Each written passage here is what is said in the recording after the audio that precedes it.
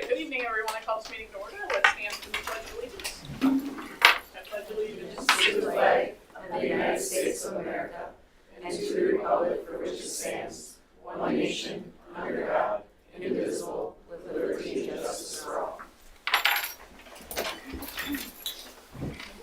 All right, we don't have anybody signed up for the citizens forum, so moving on to the consent agenda. I hereby move to adopt the consent agenda. Hearing no objections, the consent agenda is approved by unanimous consent. We will then move into our action items. Superintendent update is first. Thank you. Well, it's an exciting night tonight, so we're going to have some introductions. First of all, I introduced Crosby to a few of the board members that were here a little bit earlier. Crosby Willett is our new student representative on the board. And I'm going to let him do his own introductions. He's going to talk just a little bit about student council, because I think you're very involved in that, and I think also Hope Squad would be a great thing to start with this evening. And then I think he'd just like to ask you guys a few questions about what you're looking for in a student rep. So Crosby. All right. Hello, I'm Crosby. You might know me, you might not. I am a senior this year. I went to Columbus, and then I went to middle school. I'm at the high school. Alright. Some fun things about me is that, literally last week, I started going over to the middle school to help student teach, so that's fun. Alright, that's a little bit more. Some things I'm doing for student council, we are prepping for Hallapalooza, which is fun. That's our winter get together before winter break. For student council, I'm a couple things. I am the blood drive coordinator and the community service coordinator, so I run both of those things, which is fun. And then for Hope Squad, I am an exec team member, and right now we're working on a gratitude, just all school thing, which is fun. So yeah, that's a little bit about me. Now to you guys. I was told that I'm not able to vote, I know that, but I'm able to, I have a voice, so I'm just making sure that I do that right. Absolutely. Okay, I would love for you to see the documents, whatever he can, before the meeting. Review them. Tonight we're looking at a lot of policies. Some of these policies affect you and the student body, and I would love your input on it. And I'm happy you're going to be at the middle school. You can gather some information from there as well, things you're seeing, hearing, things you wish we knew. Make a lot of decisions that affect you. So I would love to hear what the students think about what we're doing and what's going on. All right, perfect. That's my only really question I have. Anybody else have any feedback on it? So it's a little different than normal, because usually we say to the student rep, it's okay if you can go after homework. But no, we're going to say to you, nope, you're here for the whole meeting. And I talked to Crosby about that. This is a time commitment. And he and I are going to meet the Friday before the board meeting, and he can ask questions about the agenda. We'll go through things. He had shared, I think actually the day that we had the state superintendent here, he had shared that Fridays he has quite a few PLTs, and he ran his schedule that way so that he can get all of his stuff caught up, because there's lots of stuff going on in the next week that comes about. So I was like, ooh, that's the day we're going to meet then. So and when I went to meet with him this last Friday, he was here at the district office doing Hope Squad training. So he was part of the group that presented to our state superintendent when she was here a couple weeks ago, and was part of that group that met at the high school. So already seeing some great shiny work in that area as well. So thanks, Crosby. Is there anything else that the board would So is it going to be the same format as last year, or is it going to be more interactive? More interactive. Okay, good. If you would, and we, in the past, really, Janelle has been helping out with that presentation of the athletic events, and I said, really, all of that, you guys are seeing that on social media. It's out there anyway. We know really what's happening with our students. We'd like to capture some of those big learning pieces that are happening in middle school and high school, and really, we'd like this to branch out and be kind of a rep for the whole district for all of our kids in our elementary schools as well. Our policy actually states that he's really here to be the voice for the secondary level, but it's a policy, so that's also something if we, in the future or this year, we wanna have a conversation around what does it look like to have our student rep visiting our elementary schools and having a voice in different areas and talking to kids at different levels. I think that I think that would be a wonderful thing. It also might be interesting to have kind of like what you're going to do later on in February through the eyes of students. It might be very interesting for our students who are now in high school to take a trip to the elementary and see what it's like to be an elementary kid now as compared to what they were doing, because things have changed so much. So leading into that, we, along with, is there anything else for Crosby? Welcome. No, thank you. I'm glad you're here. We also want to welcome Hunter with Blue tonight, and he is here, and Blue is here with us. So we just want to kind of get a little catch up and hear how things are going. And I'm not jumping the agenda, but later on, that policy about pets on grounds, we'll talk about that, but we're not making any changes to that policy. But Hunter, you want to just talk a little bit about how Blue is going, and Amy is here tonight too, who's taking an active part in the training. So I would ask the board that if she would like to add anything to that, I think that would be a good suggestion tonight. Yeah, so I have obviously Blue by me now. I'll get up and walk around after I'm done talking to you guys, and you guys can keep going on stuff. But so Blue, I've had him since October 10th-ish, so a little over a month now, month and a half. He is about 18 weeks old. He's an Australian Labradoodle. Right now he's about 16 and a half pounds, so he'll be about double his size once he's fully grown. But he has been to, and I'm happy to say, all 7 of our schools now across the district, and then district office also already. So it's been a learning curve for myself, taking up a lot of time obviously with him, getting his training down right, because he's a representation of our department and then our school district in general. But having him now, I think, has made a dramatic impact to our student body, and then especially our staff also. Just for example, like this week alone, I probably had 3-4 staff members just come down on their break times, be like, hey, can I just pet Blue? And they are happy to be there with him, pet him. He's still a puppy at times. He loves nibbling on literally everything on planet Earth. Untying my shoes during lessons I teach, and it's really cool to retie my shoe 3-4 times in 30 minutes. But it's pretty cool. And just a story I'll share with him already. He has made a dramatic impact with our ID students, or our special education students. One, for example, is deathly afraid of animals. Before meeting Blue, and we already got him to love Blue, and then he literally comes outside with me and walks Blue around the high school and go to the bathroom and whatnot. So it's pretty cool to see that aspect and be able to utilize them in like crisis situations or kids that are just having a rough day or rough week, especially around the holiday time. I can personally speak to that. That's a rough time for kids in our schools or even our staff members that may have had stuff happen to them. And then I did just send admin a idea that we do have.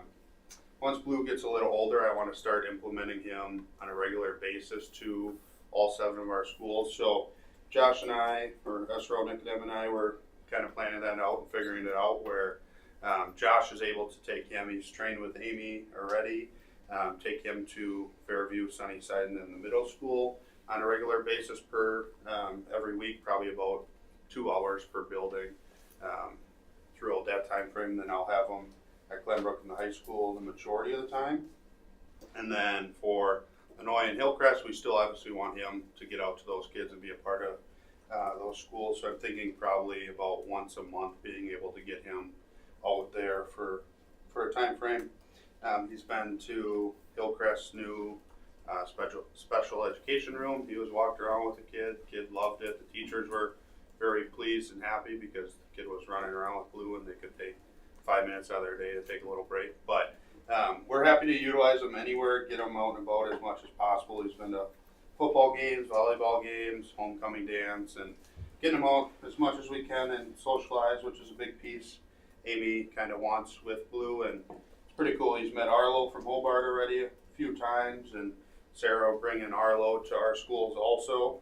But yeah, it's been a lot of fun. It's been very impactful. I think it's, even our chief will say, probably one of the best assets we were able to bring on in this time frame, and especially for our schools. And I know, like our staff just truly appreciate it and are very, very happy. And Blue's got a lifespan of hopefully 13 plus years he'll serve in our schools. So it's a pretty cool thing that we're going to have for a long time. And I know this week we're going to meet Ridley at Glenbrook on Friday. So just getting different ideas from her on how to handle both of them together and do different things. And he especially kind of keens on kids with disabilities and kids of different ethnicities. Like I can already tell, like the way he reacts to them is unbelievable. Like he'll sit right down, he won't even move his head, he'll just get pet the entire time. Now other kids or adults, it's a little wild man sometimes, but we're figuring that piece out. And it's a big learning thing for me. I got a lot on my plate, but I'm very, very happy to have him and pleased to bring him home every day and bring him back. So, any questions you guys, board, have for me at all? About Blue? I've seen him in the schools, seen just the atmosphere when he's around. I mean, like you explained, the staff, the students are just, everyone's lit up, everyone's happy. Especially, I know the days that you had him outside Glenbrook for drop off in the morning. I mean, no better way to start your day than with a little. It's literally puppy like cat. a rock band is showing up, chanting Blue, and I'm like, nobody even says hi to me anymore. Whatever, I guess.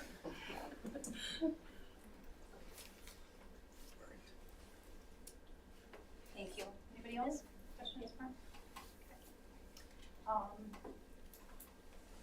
I just wanted to just have a couple reminders. I had it in my update. The board survey, have that filled out. That was sent to you in a separate email. Have that filled out by November 27th so they can gather the information. School Perceptions will gather that information, work with WASB, then they complete a report, and then that will be available to us to use for November or for December 15th, which is the next date that I want to remind you about. Sunday, that Sunday evening when we have our board retreat. We have had a couple things happening. So a couple weeks ago, we had the state superintendent, and I really should, Lara is the one who kind of launched and put this together. I don't mean to put her on the spot. She, one, did a phenomenal job of having that organization, and two, it was really it was a, I guess a morning that, it was a feel-good morning when it all was pulled together, but I think it must have been a little bit, there were so many emails back and forth with the DPI about bringing the state superintendent in. We didn't know if she was really gonna be coming or if they were just coming as a team. And they came to talk a little bit about our SEL programming. They talked about our resilience training that our counselors had done with our staff, and then our Hope Squad. And they just spoke so highly of all of the things that we did. So we had students involved that day, we had our counselors involved that day, as well as some of our admin team. Do you want to share anything else about that visit? Yeah, ultimately what happened is a couple years ago we had some funding called Get Kids Ahead initiative, and through that funding, schools were given the task, I guess you can say, to support mental health across both staff and students. So our school district submitted our kind of what we did and what we did for our students, as well as staff at that compassion resilience training, as well as just kind of setting the foundation for our SEL curriculum and having morning meetings and truly that foundation of relationships across the board. Like Mrs. Space said, Crosby was one of our presenters at the high school. We started the day at Glenbrook, and we were able to meet with that Hope Squad, and then end the day at Hillcrest and meet with their Hope Squad. And in the middle, we were at the high school and talked with our counselors that all led that compassion resilience training, and then our Hope Squad members. I would say the biggest theme that they were just really impressed that we were purposeful in our use of the funds, as well as the connections that the kids were able to make, as well as grow some of those Hope Squads. They were at both Glenbrook and Hillcrest, they were impressed that we had Hope Squad in our elementary schools, because not any other school district that they've been in has had a Hope Squad in their elementary schools, and they call it Hope Squad Junior. It's still part of Hope Squad, but that's our 5th graders. And so we actually had said to them, they came October 23rd, they came at the beginning of the year.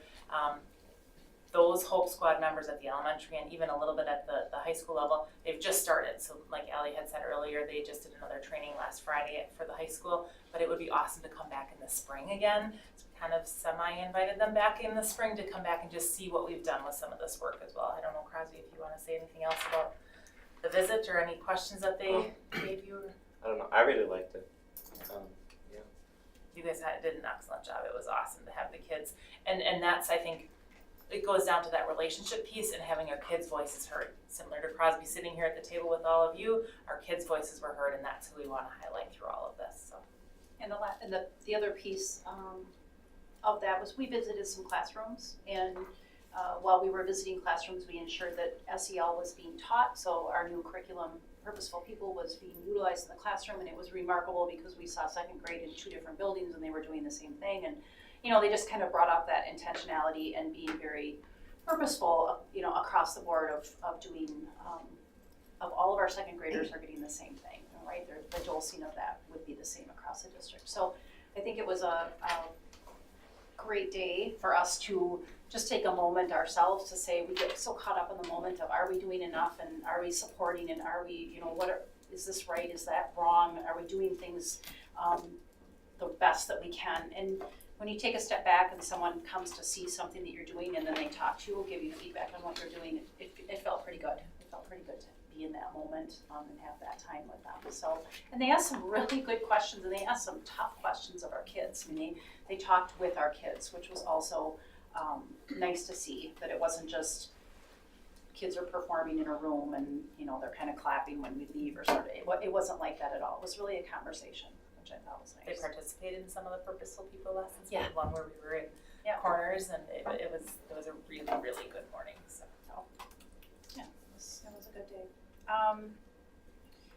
We also were brought together, and I'd like Heidi to add anything that she'd like. We did our Future Ready just as we had Danielle here for you as a board and give those suggestions, and we did the community piece. And so when Heidi participated that night as a parent, kind of gave her insight on, if she, as a parent, what would she like to see? What are the skills that she would like to see for a student graduating or learning here in the district? And we had about 54 people. It was a little bit smaller group than we had anticipated, but we've still felt that we had, the conversations were really deep. We probably could have just stayed longer. It was kind of like our class that we had here tonight. It was like, it wasn't probably a long enough time because people were really involved in their conversations at the round table. So you want to add anything to that? I would just say that, more time with those individual conversations, because it was really awesome because we had students at the table, and then we had, teachers that are parents, and then obviously, I'm a board member at the table. It was just really, just great to get all those perspectives, point of view, what a student finds important, what a parent that's a teacher, finds important, and the conversations definitely could have been longer. I say that would be my only feedback, just because it was going so well, but the information was great, and everyone was collaborative and working together. And the piece that we didn't do with you as a board, just because of time, was we didn't do the research article with you, and they had to read a research article, and it wasn't light. I mean, it was truly research. Some of the articles were long, and we had young students at the table. So Stephanie was there. I think you had a younger student at your table, and we were very into it. I mean, they took it serious. They wanted to give feedback on it. And most of our kids were the kids that did the speaking at the end for their table. So that was kind of interesting too. Jenny, you want to add anything else to that? No, we're excited to now do our student focus groups on December 6th that we'll be meeting with middle school and high school students, and those invitations have went out. So we're getting great responses, and I'll be there. so and it was interesting because kids came up afterwards and they were like, how did I get invited to this? And we're like, well, you were recommended, and so we're glad that you could join. And yeah, I was at Stephanie's table too, and we had the 5th grader, and he just piped right up and had the mic, and he responded, and he did a great job of sharing from a very in-depth article on some skills, and he talked about the digital part of it and technology, so it was great. Yeah, he volunteered quicker than the adults at the table. Right. Was any of the community members who are here there that night? Can any of you guys speak to it? Yeah, I mean, I agree with Heidi. I was at the same table with Allison. There was a lot of discussion. A parent that I've seen a lot of the PTO events at Illinois was there, and there was a lot of discussion started, but then the meeting kind of ended. But there was a lot of good information, and I think more time of maybe questions people had where everybody could kind of engage, and a lot of the questions, everybody had the same questions that could have been answered as a whole, but it was very informative. And we also participated in our second half of the leadership team attending sales. We were just in the Dells yesterday. We had kind of broke the leadership team up into 2 days where we didn't have everybody out of the district at once. So first half of the group went to West Dallas, is that where we were? And the second half of yesterday was in the Dells. And so we kind of are moving forward, taking a look at that information for our plan for the next 100 days. So you'll have more information that'll come to you on December 4th when we talk about our building plans and report card share out and goals as we set forth and work towards that.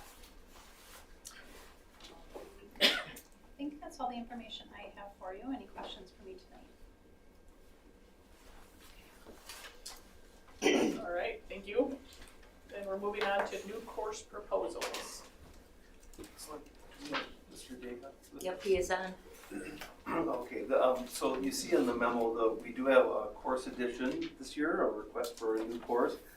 It's exciting when you think about the expansion at the high school with a tech ed wing and how that can be utilized.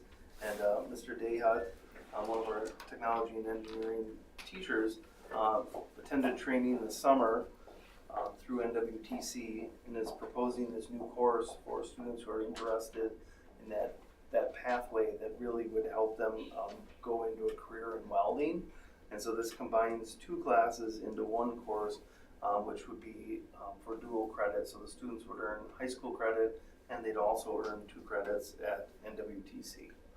So Mr. Dayhut can tell us a little more about the specifics of the course. Yeah, that pretty much sums it up. They're entry-level classes on MIG and stick, and it just gets them going into that field. So, And I think you had shared when we had met that you can do both of them in the same course, so that the kids get 2 credits, right? yep, that's right. 1 semester course, we'll get them 2 credits for NWTC. Do you have an indication of the level of interest for this course? I've had a couple kids come up and talk to me about it, so I would say there's interest in it. Okay. We got to make sure it's going to run before we start pushing it hard, but But there is a limit as well, right? Yep. 12 welding stations. yep, 12 kids is what I'd like to see. Would you run this course once a year, or would you run it each semester? It wouldn't matter to me as long as if the kids want to take it, if there's enough students, we could run it both semesters. Okay. And if we really had to, we could run multiple sections of it, whatever the interest level is. Seems like flexibility and depending on student interest, that's good. It also, this course applies to more than just welding, correct? There's other avenues and paths that this is a requirement actually that you have to take. Are you asking about the prerequisites for this course? Yeah. Yep, metals 1 and 2 are going to be the prerequisites for this.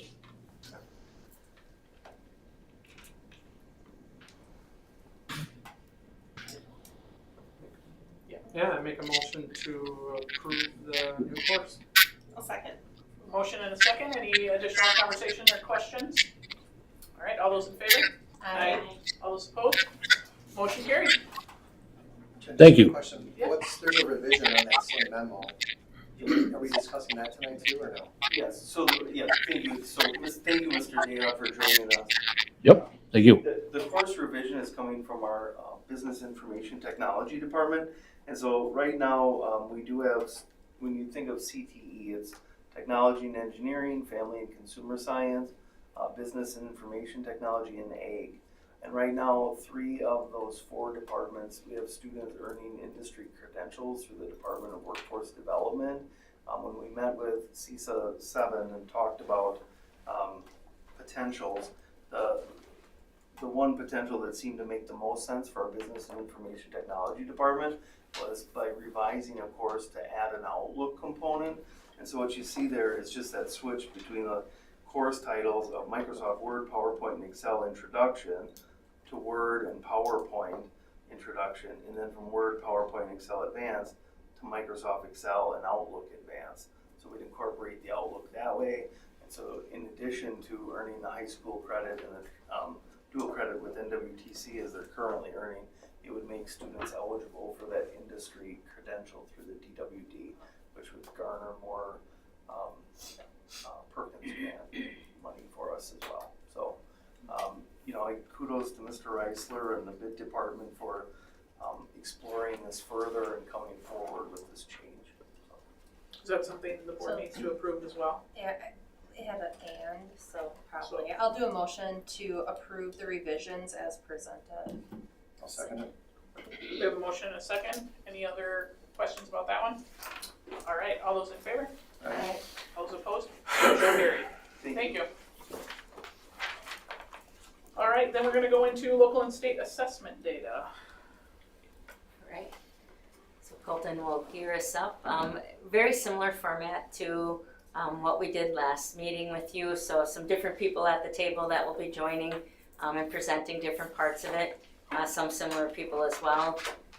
So tonight is literacy, social studies, and then an SEL focus. And so again, remember it's our data from last year that we bring forward and have conversations about it. And know that there are, like when Rhoda speaks tonight, she'll talk a little bit about some of the changes that will happen as well. So last time we kind of showed you the continuous framework, continuous improvement framework, and so we're still kind of answering those questions of where are we now and how did we get where we are at, and that's by digging into that data and talking about the data that we show you that is our state, and our district local assessments that we have. And then we will, next meeting, get to the other questions as well, talk about where we're going with it and how we're going to get there. So Rhoda's up and she's going to talk some literacy. So we'll be getting into literacy. We have a few different pieces. We have the forward exam, and I think Michelle, are you talking forward exam? I'm talking about, Brenda's talking about first, yeah, she's. Oh, yeah, okay, sorry. We're kind of tag teaming it. Yeah, tag teaming. And I'll be talking about the FastBridge, our local data, so. All right, so the forward exam for English language arts is grades 3 through 8. And if you look over to the next slide, there you go. You can see grades 3 through 8 and ELA, our results from 23-24. A couple things to note, in 22-23, overall 3 through 8, our lowest score was 44% of advanced and meeting, and our high was 53. This year, our low is 57 in advanced and meeting, and our high was 66. And we understand that there is a change in the 22-23 and 23-24 cut scores, and we'll talk about that a little bit, or was talked about at the previous board meeting. However, you'll see some real positive results in comparison to other districts shortly. So just like in math, 3rd grade is the first year that they take the forward exam. And so these are our 3rd grade ELA results with 63% meeting or advanced. 4th grade was 66% meeting and advanced across the district. And 5th grade was 63 meeting or advanced across the district. The next slide is 6th grade. We're at 57 meeting or advanced. The next slide is 7th grade, 62% at meeting or advanced, and the 8th grade at 61% meeting or advanced. So on this slide here, it's difficult really to compare necessarily 22-23 with 23-24 scores. Due to those changes in cut scores, but perhaps maybe a better way for us to look at this is to compare the point growth percentage in comparison to growth of other districts. And the reason why is the cut scores changed for everybody. So you can see Ashwaubenon grew 17.1, De Pere 13.4, Howard Swamico 8.7. The state grew at 11.9, and Pulaski grew at 15.4 percentage points. So we had a real large, nice gain with that. So this shows that we're, in comparison, making some real great gains in ELA. And we did go from 3rd in the conference to 2nd. So when we look at the forward exam for ELA, it breaks it into two different strands. This first strand is the reading strand. And you can see across through 3rd through 8th grade where we scored advanced in meeting for that reading component. And then on the next slide, you will see the written language component of that test. So there's two kind of parts to that forward exam that the students are being assessed on. And I just want to add that this is new data that you wouldn't have seen in past years because of the change in the design of the forward exams. This previously was never broken out like this, but now we have that data, which more data and information is always helpful when we're looking at things for our students. So, thanks, Lindsay. You're welcome. And then I'll talk about our local data with our FastBridge. Last year, FastBridge was our research-based universal screener and progress monitoring tool. This year, we've moved to AimsWeb Plus because that was chosen from Wisconsin as part of the 4K through 3rd grade literacy assessment as part of Act 20. So that last year was our last year with that. Previously, our kindergarten through 5th grade students were given the computerized assessment called A-Reading, and this assesses general reading skills. It's that quick measure to show growth, and then from there we can determine if students are in need of additional assessments. The graphs that will follow a low risk is between the 40th and 84th percentile, some risk, and then high risk, and then some of the, for A reading, they also have an advanced category for that above the 85th percentile. So with kindergarten, this was a new test. We used to give A reading to kindergarten students, but we started using early reading because that was really more aligned to the specific skills that students were learning, and it is fluency of the skills, so it really assesses, it's a one-on-one assessment with the teacher. It focuses on the automaticity, or how fast students are able to identify sounds, read words. In the spring, the student composite included letter sound fluency, reading decodable words, reading sight words, and word segmenting. And then students are given those lists of sounds or words and really have 1 minute to do that work. We did see a decline in the students meeting the benchmark when we switched from A reading to early reading. And again, I think because it's really targeting the skills, whereas A reading was a little bit more general. And the other piece is because it was really testing that automaticity.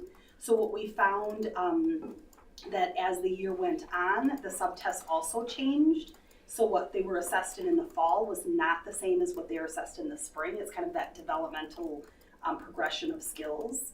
And when we further analyzed how students were doing in these skills, we found that students have the skills, but don't have the automaticity of those skills, or that how fast they can do it. So I'm working closely with the kindergarten teachers to help support students in building that automaticity of those early skills. So that's something we've done a lot of work with the kindergarten and continue to do this year as well.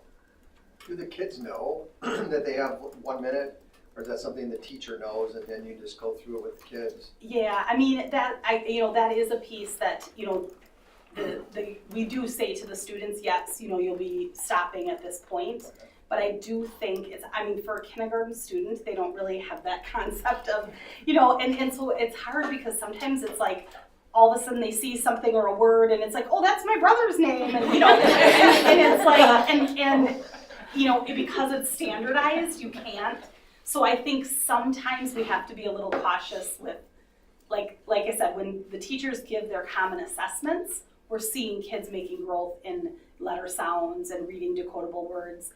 It's just getting that automaticity is what's being assessed, and is kind of that national screener piece. So yeah, it is hard because that 1 minute timing, they just have to, and there is an option if there was a distraction or whatever, we can delete a score and have them retested another time, but we don't like to make that a precedent because it's not really, it's more about the day-to-day work that they're doing. But we do, and especially as we move into AimsWeb with Act 20, it's becoming a little bit more high stakes even for our little kids, which can be a little bit challenging. So is that AimsWeb test going to drive those personal reading plan? So I have a first grader, and I I saw that 1 minute test because I ask a lot of questions at parent-teacher conferences of where this is coming from. That's really tough. Like what that piece of paper looks like for a first grader, that state standard that they have to read, it was a lot of words really close together in a weird font for first graders to read. I think That we was had this tough. conversation because you had said something about that, and overall in the nation, Pearson even puts on their website that first grade scores were definitely lower, and in the state it is a trend that everybody said their scores are really low. And part of it is, and we've been working with our CISO, we've got to get that type of passage in front of the kids sooner than them taking it in the fall and seeing it for the very first time. Yeah, there isn't, I was looking at his books then, I don't have any books at home that look like that. There's no words on a page, and he is a really good reader, but not in any font or that word count. So yeah, that's gonna take some flexing to change what we're offering. Yeah, it is. And again, we've been working on trying to get, you don't want to teach to the test, but you also don't want to set kids up for failure with that when it's really not showing their skills. I mean, the one positive part is the words that are in those passages are very appropriate. It's not like we're asking kids to read words that they haven't had practice with, but it's just in that format is so different. So yeah, that is something we definitely are looking into and trying to give more practice and more opportunities in a less, testing situation, but just so that they are familiar. So you may be starting to see some passages like that being sent out. That's good. That's good. We'll practice. We'll practice. I don't know. Yeah, I'll have to find out exactly what that weird font is, but it is a different It is weird. font. Yeah. It stuck out to me that it was, All right. Good luck. Yeah. So as we talk about with the FastBridge data, again, continuing that first grade also switched from reading the computerized test to the 1 minute assessments. And we did see some nice growth in this grade where we had, again, because the new resource was really targeting the same skills that were being assessed. So that continued to show some improvement within that early reading and looking at those sub-skills. And then in second grade, the students were assessed in reading. That was the computerized test. And this is the first time that it gave us the opportunity to categorize students into that advanced level, because that previously wasn't there. So as you can see, we had the students, we had 63%, and that was very similar to previous years where students were at in second grade. And then for third grade, similarly, the same thing. We had they did the reading, and we had 66% of the students meeting the benchmark for low risk or advanced in the spring. And then in fourth grade, we had 65% of the students meeting that benchmark of low risk or advanced. And then we did see a slight decrease over the beginning of the year, but again, that part of that is like new implementation and things like that have impacted some of that. And then for fifth grade, we had 63% of our fifth graders scoring at the low risk or advanced. And this was a slight increase across the school year as compared to previous fifth graders. In sixth grade, we continued to use the reading assessment, and it was we went from 68 to 63%. It is something that we're still trying to dig into exactly what the dip was, but we also did implementation, a pilot of the new HMH last year. So they kind of had a couple of units of the old curricular work and resource, I should say. Now they did a unit of the new resource and then went back to some of the things they had done before. So this year there is straight 100% of the HMH resource that you all thankfully adopted for us. So seventh grade, they just chose to continue on with HMH throughout the entire year from about halfway on, and you can see they went from 59 to 64. And then eighth grade again, they piloted, they did the intermittent and then went back to what they were, and so we also had 70 to 69, which is relatively flatlined for the year.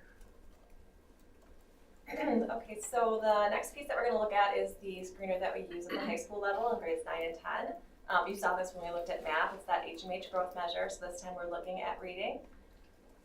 Here you can see 9th grade, they had a dip from the fall to the spring, unfortunately. But one thing that we've noticed is this is our 4th year with this assessment, and this is kind of the similar pattern that we've seen across these 4 years. The students take the test in fall.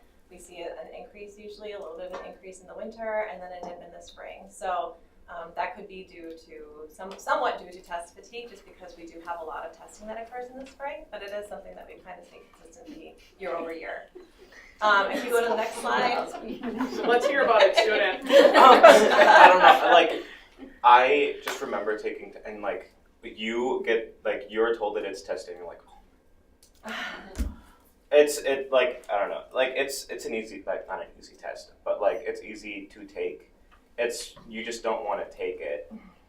I don't know, Colton's agreeing with me. It's like, I don't know. But that's You're just not motivated. So what can we do? Is there anything that we could do different, or? I just think it's the test. Like, I don't think that I don't think it's anything, like, it's not anyone's fault. It's just the test is not, I don't know. Like, we're doing other things other than testing. Crosby, do you feel like there's a difference between when you took Passbridge, like as an 8th grader, right? Was there a difference when you got from Passbridge to HMH and just the experience, or was it just, I'm at high school now and this is kind of how I feel about testing? I'm just trying to. I don't know. It was kind of like the same thing as well. I think it's like just worse at high school, like at the high school level, just because you're doing so much more. You're just doing so much more other stuff. I appreciate the honesty in this because, we look at these scores and, wonder what can we do to better help our kids, and it may be that you do know, but it's just not that effort into the test. We would know that we're taking it sometime, like the HMH, but like in 8th grade or below, like we would know very far ahead when we're taking it. So you want to be surprised, is what you're saying? It'd be better? I don't want to be surprised. You want to know further out. Yeah. Oh, I misunderstood you. Okay. Yeah. Okay. I would like to know further out when we are taking it. Yeah. What does that day look like? Like, do you have regular classes and then you do this Yeah, test with yours? we just take it in class. Yeah. This isn't a long one. Okay. It's just a screener. Okay. It's not like the ACT where half a day Okay. or forward exam. I mean, for high schoolers, forward exam is only 10th grade social studies. So is that something you can get on a calendar somewhere, or is it that you would have? Yeah, it is. It's in the newsletter too, and we can definitely send that out through homeroom so that our students are seeing that sooner. Because we are told, at least a little bit, like when roughly we're taking, like we know that we're taking it in the fall and we're taking it in, like at each point, but we don't know, like, not that I need to know the exact date, but just know a little further ahead of that we are taking it and like just be prepared. What's a little challenging with that is with the, the state assessments, they're on this date. With the screener, there's a window, and it's up to the teacher teams to decide when they're working that in within that window. So we don't want to give maybe an exact date because someone might get sick or Yeah. something like that. Or not show up because they really don't want to. Well, I wasn't going to go there, but. So when do you see your score? It's right after the test. You finish the test and then you're shown the score. Okay. So, I'm sorry, can I? Go ahead. So, from your personal experience, when you saw your score, did it matter to you? Kind of. I think the one that mattered to me more was like the math one, just because I don't know, it's just me. But like, I mean, it mattered, but it wasn't like crazy. Like I feel like it didn't change my day at all whenever I would see it. What about your peers? I think you're probably a pretty good student and super involved. What would you say for your peers about these tests? I know that we'd like talk about it after. I'd be like, what did you get? And I don't think, like, I don't know, it's hard to say. But yeah, I think like there's definitely like I'm sure it can be discouraging to see, oh, you got like a 4 on it. But I don't know. That's yeah. I think it's too bad that the state testing and any standardized testing for that matter can't be comparable to what you're doing in the classroom. Mhm. Like all of us, we talk all the time about critical thinking, collaboration, all this, and then for the and that's how the teachers are teaching in the classrooms, and then all of a sudden, okay, sit down, read this, answer the questions. Like it's so different. And I would love to say I came up with that idea, but I think that we talked about that one other time when we were talking about test results, that it just doesn't match up with the way you're being taught. And so Yeah. that's tricky. And we all know that what's happening in the classroom is very important, as is the state testing is very important, but probably the everyday. And it's weird to like walk into English class and then your teacher just tells you that you're taking a test. Like it's like it's not like really a pleasant experience to just like be told, oh, by the way, you're taking this today. Yeah. So, here you go, Sarah. Well, I was just gonna make one more comment that the next time that the state superintendent comes, this may be a good conversation. Absolutely. So the question I have is if we have a 100 student body that takes at the beginning of the year, and for some reason 90 in the middle of the year, and then 85 at the end of the year, how do we handle that? The disparity in numbers. I mean, as far as enrollment and the number of students that actually take the test? Yeah, do we neutralize it across the year? Like The if I'm percentages here, are based on the results out of whatever number took it at that time. So like what you can actually see, and I don't think the bar graph actually looks any different, but the size of the bar graph within EduClimber would shrink like if we had a loss of 25 students within this. So you would see that bar shrink, but the percentages would still remain based on like, okay, well 25 out of 85 got advanced, and then 25 out of 80 got advanced in the spring. That's how it would show up here. And if you miss the test, like you're pulled in at a later date to take it. Yeah, we do make Like you can't really get out of it. I mean, you can, but you can't. Yeah, within that testing window, if students are absent the day it's given, the teachers will work with those students to take it at some later date within that window. yeah, I was just curious how we handle the shift in numbers, but I understand. Thank you. So again, you see the current 11th graders with their 10th graders when they took the test last year. So very similar pattern to that 43, 49, and then they dip back down. So. Okay, just a reminder from the last meeting that when we look at these pre-ACT scores, you're seeing 2 different scores, the actual proficiency score as well as the readiness scores, okay? So with that, for the, whereas math was just math, if you will, for the pre-ACT literacy, we see both an English score and a reading score, okay? So first with 9th grade. So I kicked that off actually. Oh, go ahead. So pre-ACT Secure, the 9th graders took that last year.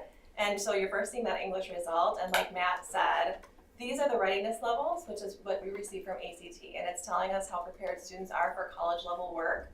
So it's a different type of measure than what the state gives us. But we use both measures because it's information for us. So when you see that 21% in the blue, it says that the students meet ACT benchmark.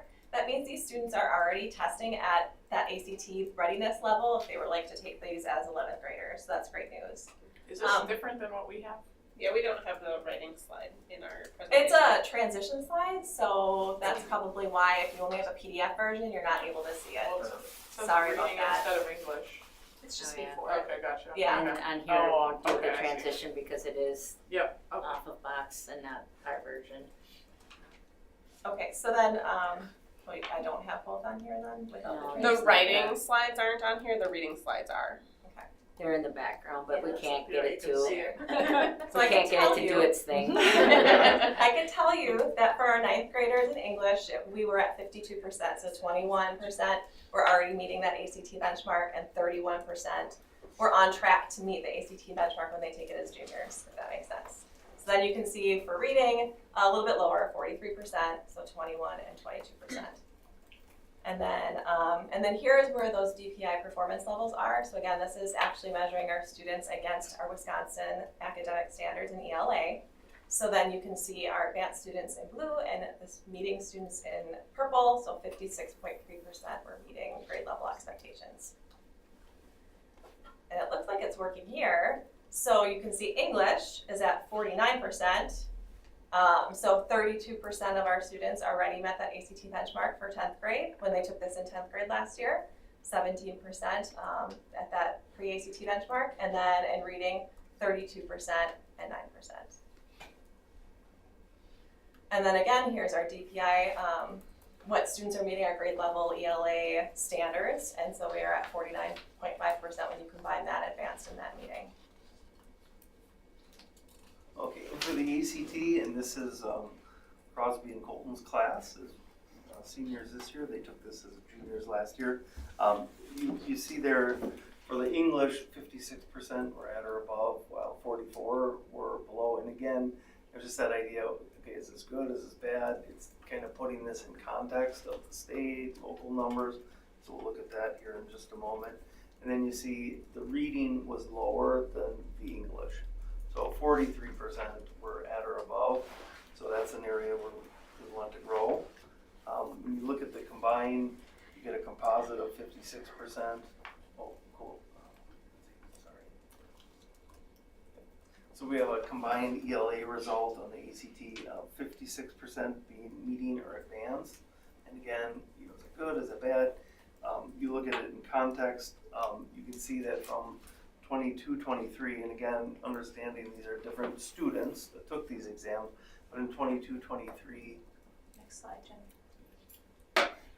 in 22-23, we were fourth in the area with an 18.5, and then so the 23-24 juniors actually had a higher score with 18.7, but we ended up in fourth. One of the neighboring schools had, I would say, significant growth, and that's obviously what we'll be striving to hit as well. But again, still in the top 4 in the area, and again, there's a slight increase from 18.5 composite to an 18.7. So we want to continue on that upward trend for sure.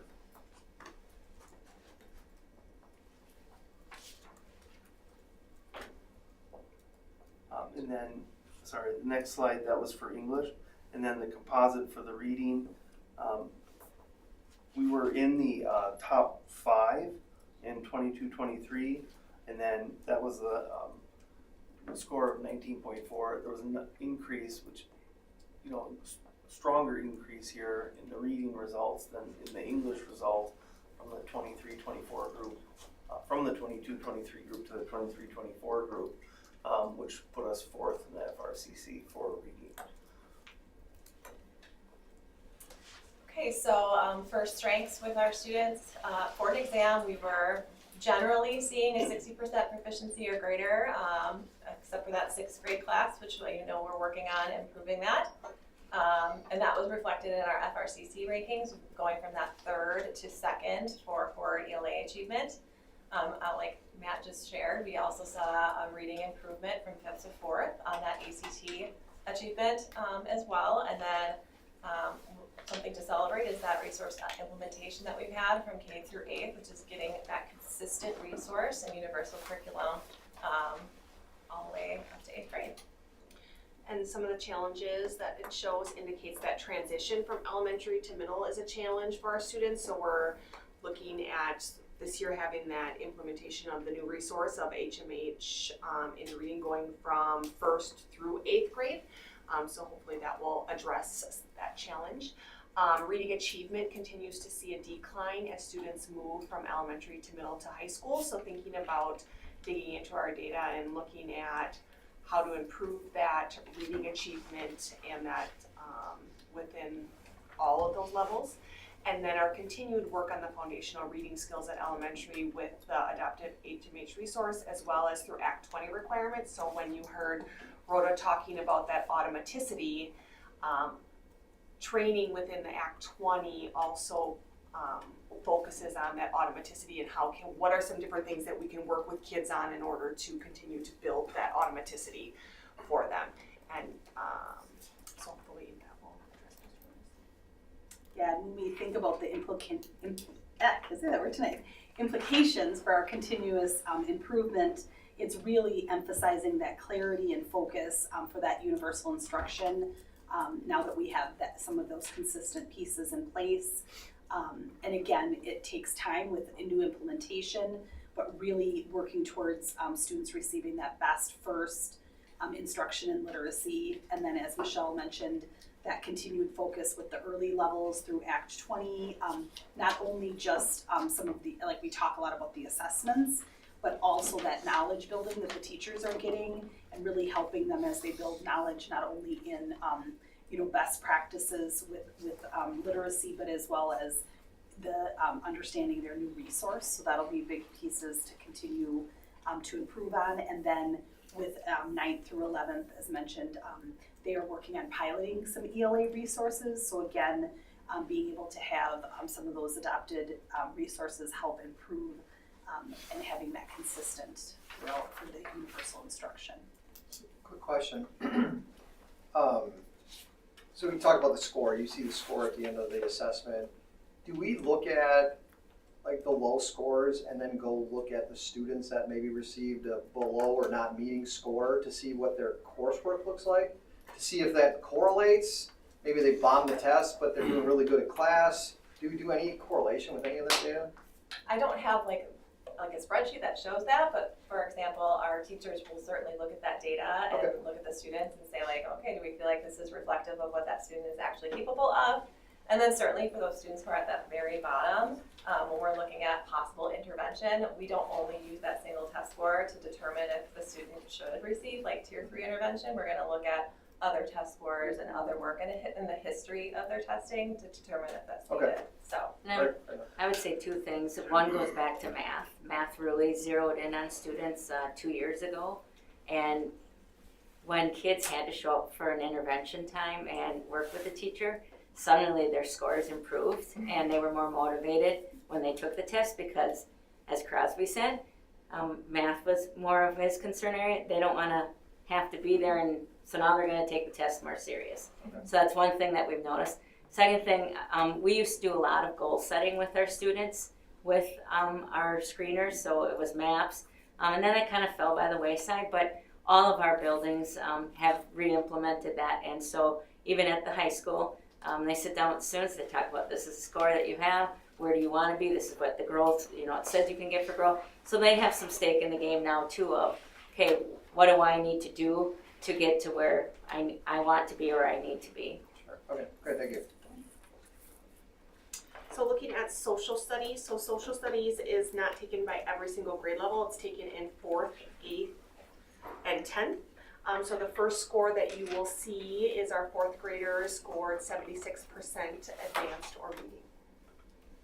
The next word you're going to see is the banded curriculum from 6th through 8th, and you'll see a slight dip from 76 to 74, but there are fewer students that are in that red or the developing area and by 8th grade. And this is a very slight variance, 2% from 4th grade, with a greater number of advanced students than in 8th grade. The 10th grade, obviously there's a drop from middle school to high school. If you go into that test and look at it, it's very much a reading test. It's reading paragraphs, it's reading excerpts. There's a lot of map, chart, and graph reading as well. And so I think if we see increases in our reading, we're going to see increases in our social studies. Just in reflection, there are two other things that I think may have contributed, and we'll address both of those this year. One is that we did offer external incentives for the HMH assessments and for the ACT Suite assessment. We didn't offer incentives for the forward. We will this year. And then the other thing is just that you talked before about the testing schedule, Steve, and when we had the pre-ACT schedule, in the morning, the freshmen and sophomores were there, they were taking the pre-ACT. In the afternoon, the freshmen freshmen had, I think, some wellness opportunities. The sophomores then took the forward exam.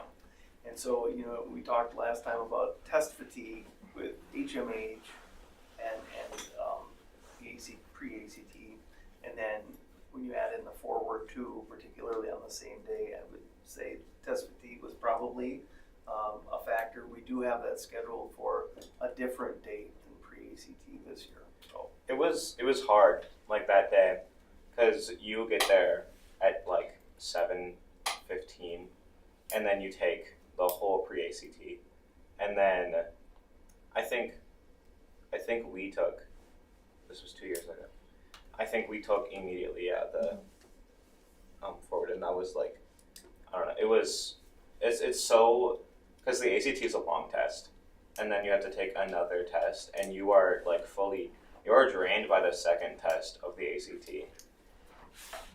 And like, it was just like, it was not a very pleasurable day, like, for taking that. And I know that like we don't choose what days that we can take that, but it was a rough day. yeah, we're definitely going to separate that this year. So hopefully it's a better experience and we'll see better outcomes with that. So, good.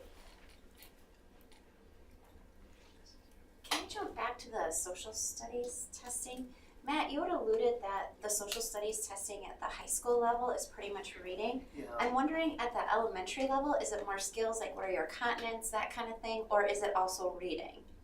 It does have a lot of reading within the assessment, but I think it's also thinking about the amount of nonfiction reading that happens within those grade levels and how can we build on that piece.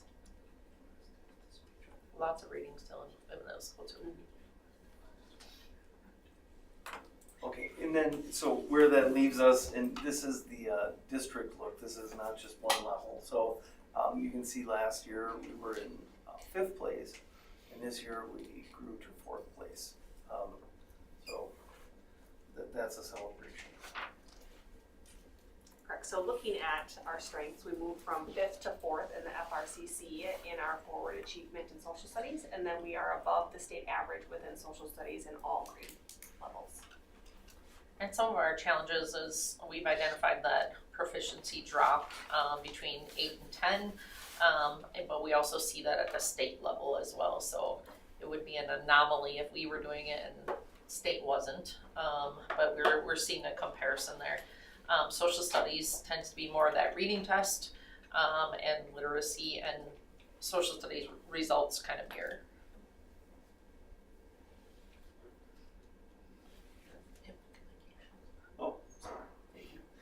Okay, very good. So what are the implications? So one of the assessments given to the students, so sometimes we see test fatigue. We've talked about that, right? And, you know, Crosby said it. I mean, so after we took pre-ACT, then we had to take this. And so just being that last thing, students might be a little tuckered out by that point. So continued emphasis on improving literacy skills could result in improvements in social studies. And that's that idea that to a large extent it's a reading test. And if we see growth and improvement in our reading, we're going to see improved outcomes there as well.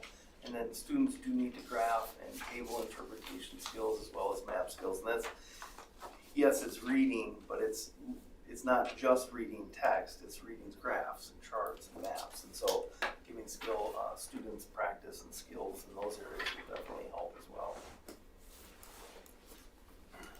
All right, next up is social emotional learning. So that's me to start off. You can go ahead. Just to kind of recap a few things, we used Sabres and MySabres last year for K-8, and then the high school utilized similar questions but had a separate survey that they used for that. And just to kind of touch back on our goal, our SEL goal last year was that we will identify and intervene with the students reported as being in the high risk category for the emotional behavior benchmark as evidenced by this screener, so that overall percentage would decrease from the fall to the spring. So you'll see in the next slides, in kindergarten and first grade, it's teachers that report, and again, there's a period of time they need to know their students well enough to be able to answer the questions about their students. Percentages are great, but sometimes, Steve, you alluded to, like, can we narrow it down to the kids?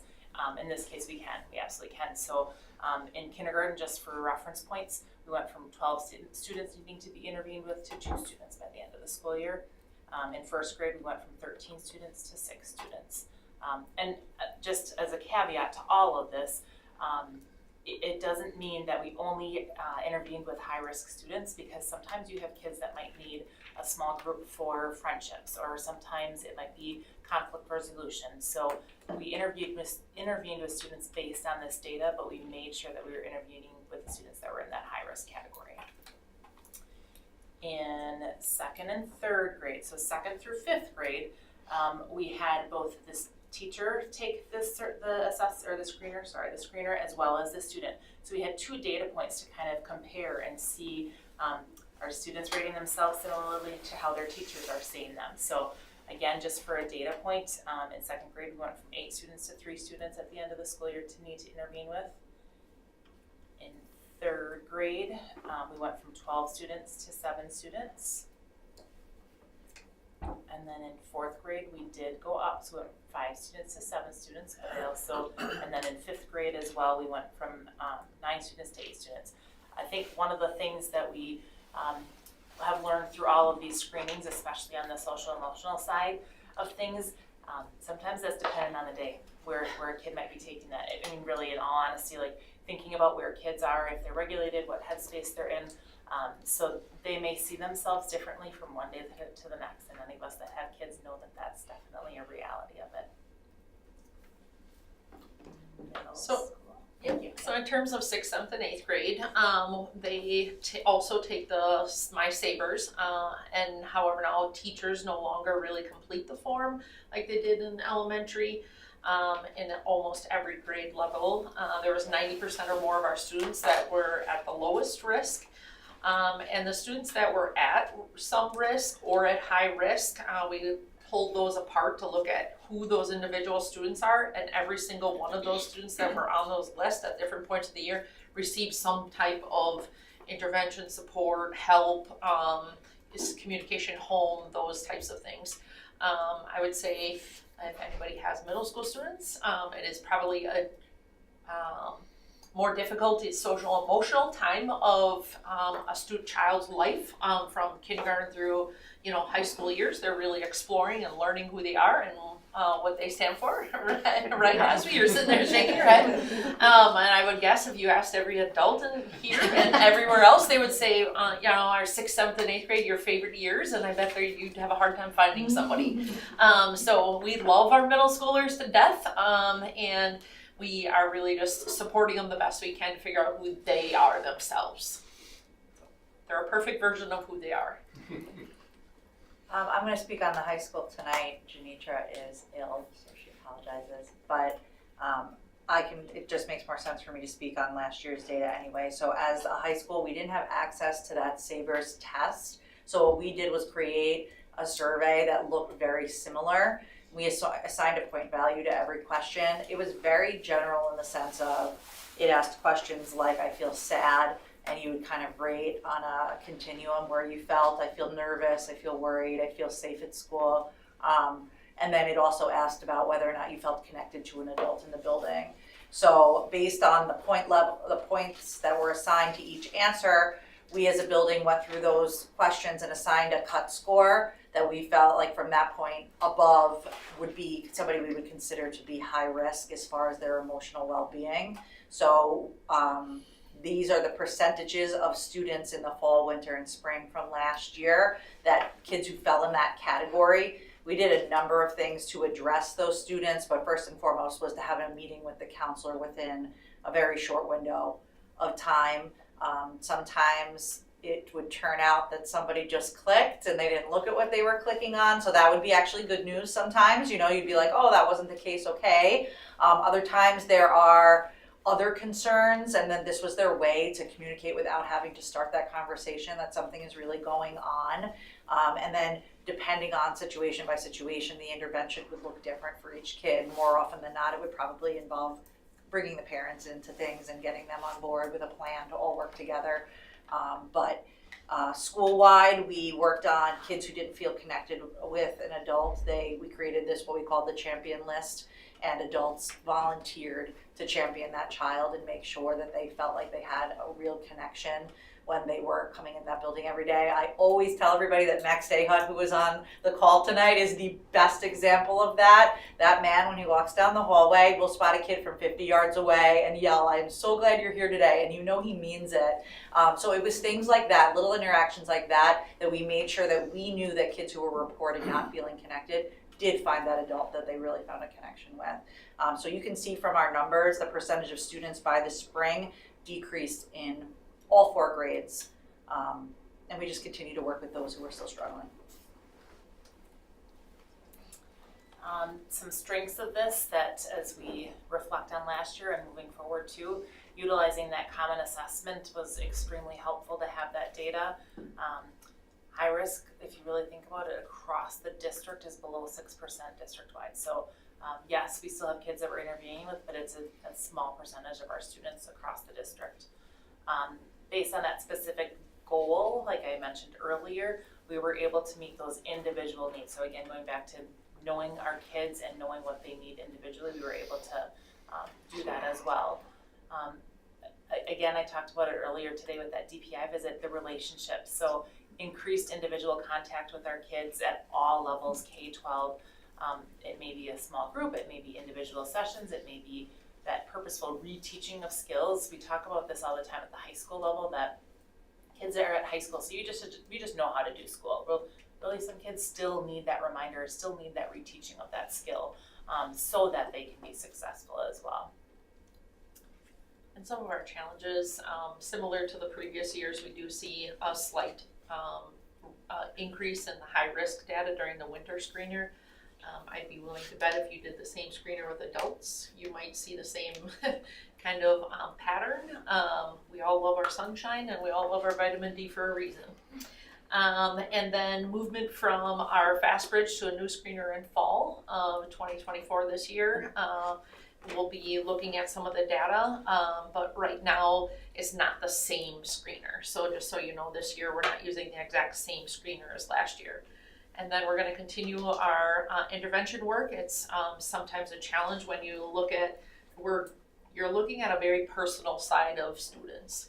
And you're looking at students who are at high risk or some risk, and you're looking at some social and some emotional things, and finding the right intervention that fits that student is really important. That you have a variety of different interventions, that you also work at implementing those variety of interventions in different ways, small group, whole group, those type individual work, and then making sure that we're just reducing any of those kids that are in that high or some risk is our challenges. I think one thing of note is that like when we took the fall one, that was right after the bomb threats.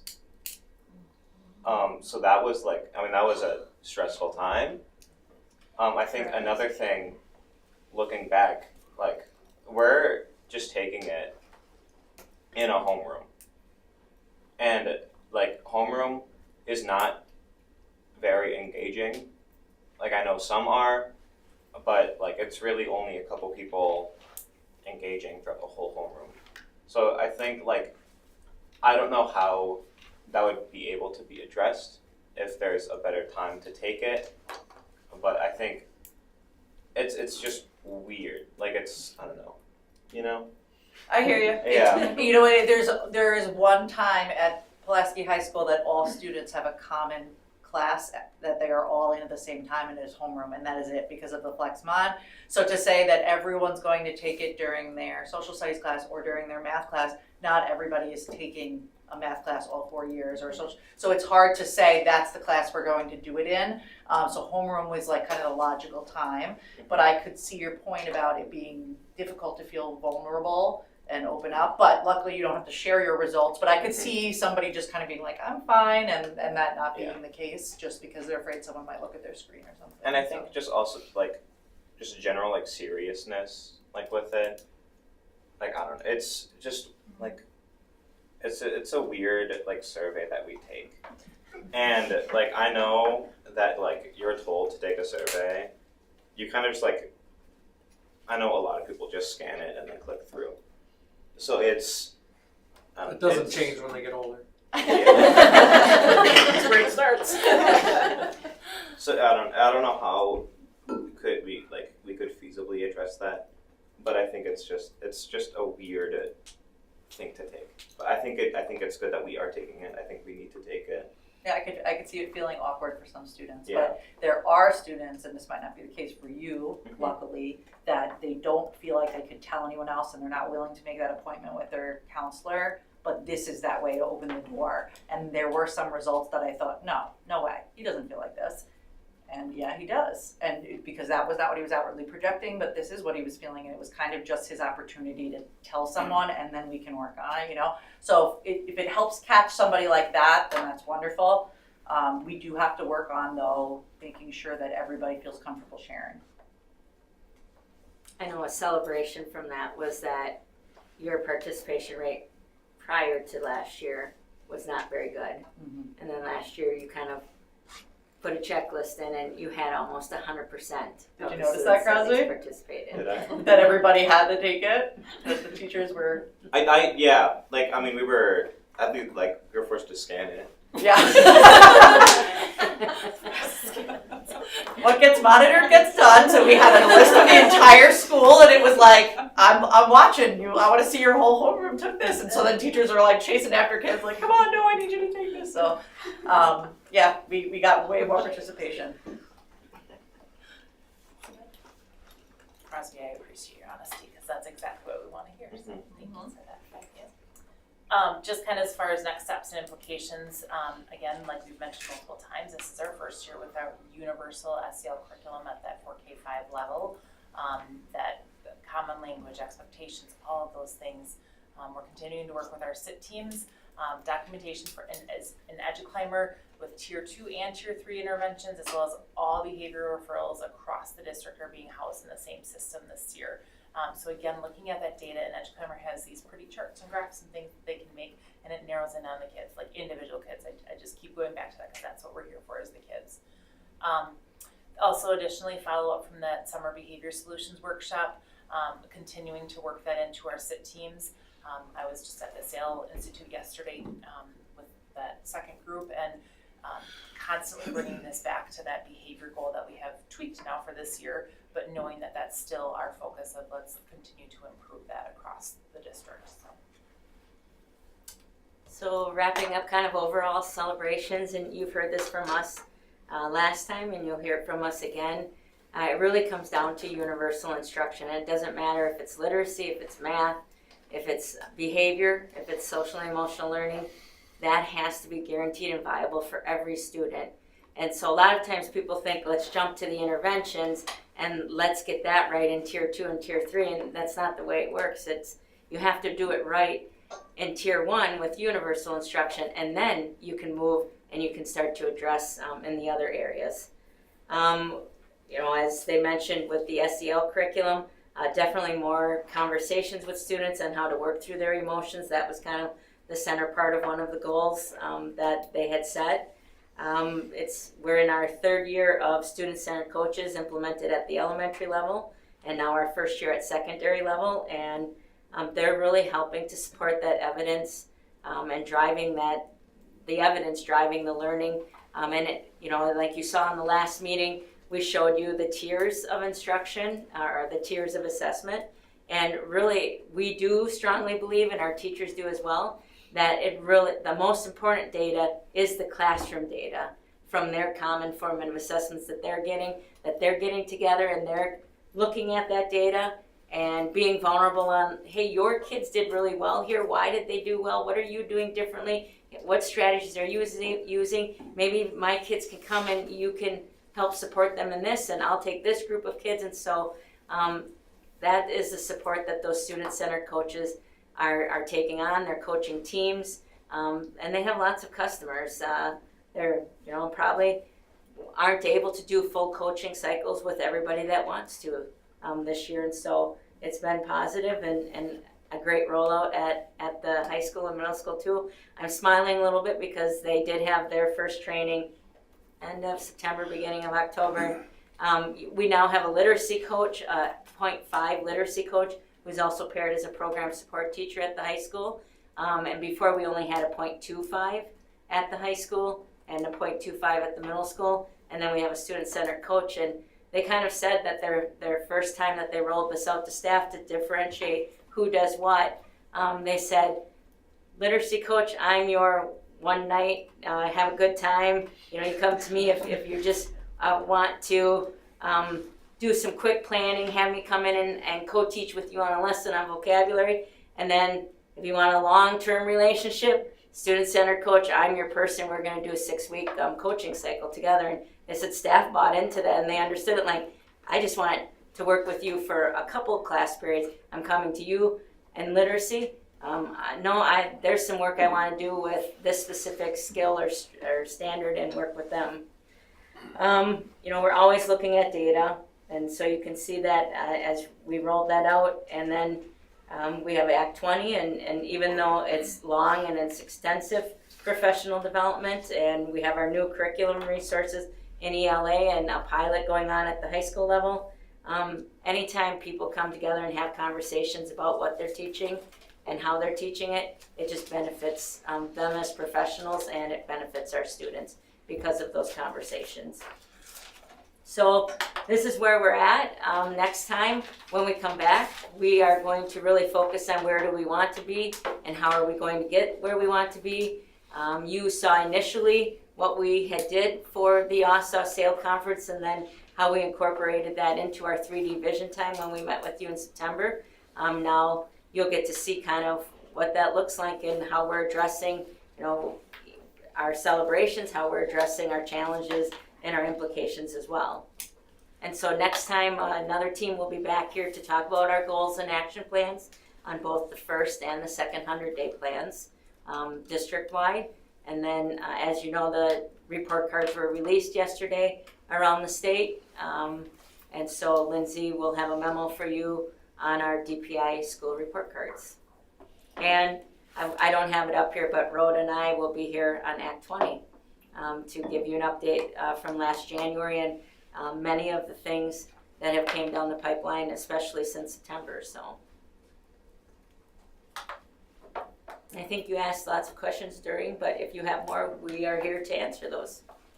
So I thought of something, and I didn't want to, it was before the SEL, and I didn't want to derail, but so going back to like the HMH testing at the high school level, and just knowing all those different factors of testing there, and we give our students so many opportunities to grow, right? Like with their assignments showing, that they've done more research and can submit some assignments usually multiple times if they've grown and done more research. Is there an opportunity that we could give our students to, they take the test, maybe they had a bad day or fatigued, whatever, that maybe we give them one more opportunity and take, like one of those scores just to give that second chance, because we do, it's part of our philosophy to give multiple opportunities, multiple chances for our students, and this not being a state test, which I know we can't redo, but this I think might be an opportunity, and also kind of I would feel like it would make you feel better. You didn't do as good as you thought you would do. All right, let's reschedule this with the teacher, and then on a better day. So the purpose of the assessment is a little bit different than like the assessments they're taking in class, where they're doing that generally to practice and then also to get a grade. So like it's not harming them in any way if they do poorly. Sometimes we can, if there's like we don't make it a habit to delete a score and have a student retest, just because if they take that test within a tight window, it can mess with the validity of the test, just based on the research and what they recommend from HMH. And that's why we're also only supposed to give it in fall and then winter and then in spring. We can't just give it any time that we want. So we don't have as much flexibility as you would think. We do have a window of time within which we can give it, but we're not really allowed to just keep giving that test, if that makes sense. It does.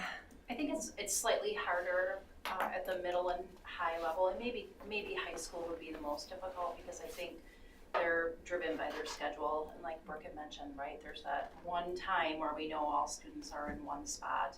I think at the elementary school, our schools do a really great job of reading the room, reading, but like if the kids are not in the best space that day, like we're not gonna come the day after Halloween and give, use that as part of our window, right? Or if we know that there's been an event in a family or something has happened, or we wouldn't expect that child to take that day. It gets a little bit harder as the kids get older, and we try to do our best to do that, but like Lindsay said, these screeners aren't harming the kids really, and except that it's test fatigue, and they continue to have to be required to take them, so we know what we're doing. But I know that's not an easy answer to hear, but it's kind of where we're at. And the purpose of the screener is really to screen out and find the kids that need the most support, so that we're getting ahead and we're not waiting for them to like fail in a course, which might be X number of weeks later, when it's like, wow, we could have done something right away after that test. So as long as it's giving us that data, that's really serving its purpose. So that sounds like a really great goal, and how what parents, I guess, in that issue. What is the actual turnaround time from that? From when a student takes a test to when they might receive Tier 3 intervention.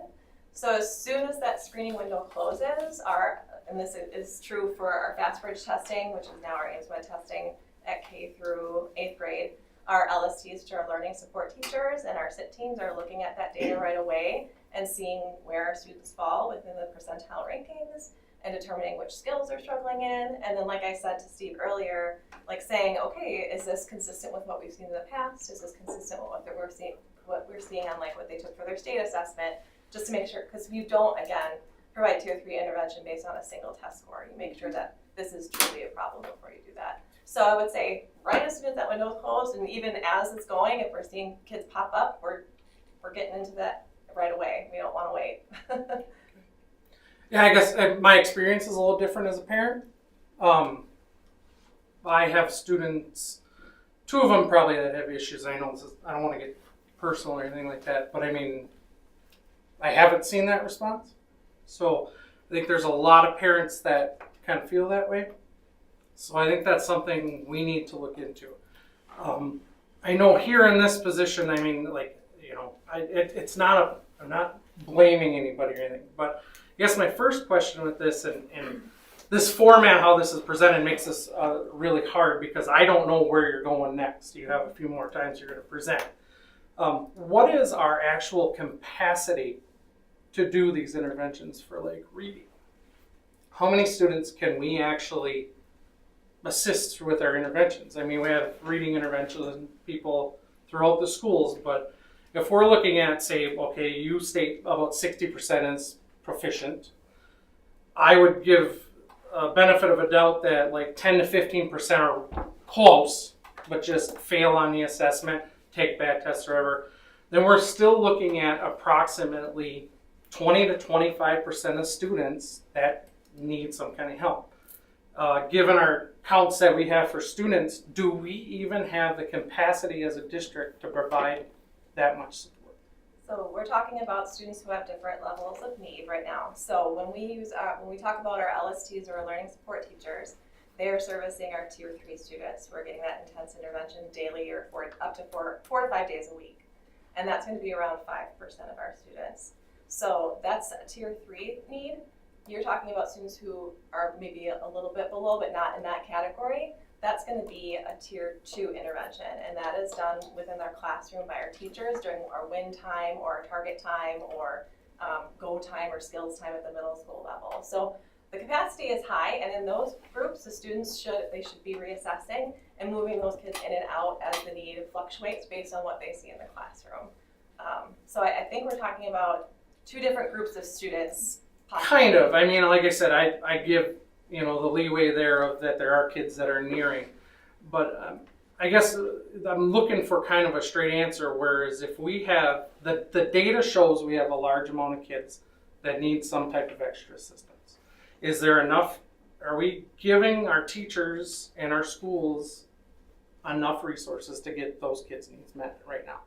I think you're right in that some of this is coming at the next meeting. And I was going to try to airplay, but it's not letting me to show you kind of our RTI at work period. Like I said, I feel like I'm jumping the gun a little bit because you haven't it, but I'm just, when I see the data and I hear the explanations, there's a celebration in the fact that yes, 60% of the kids are there.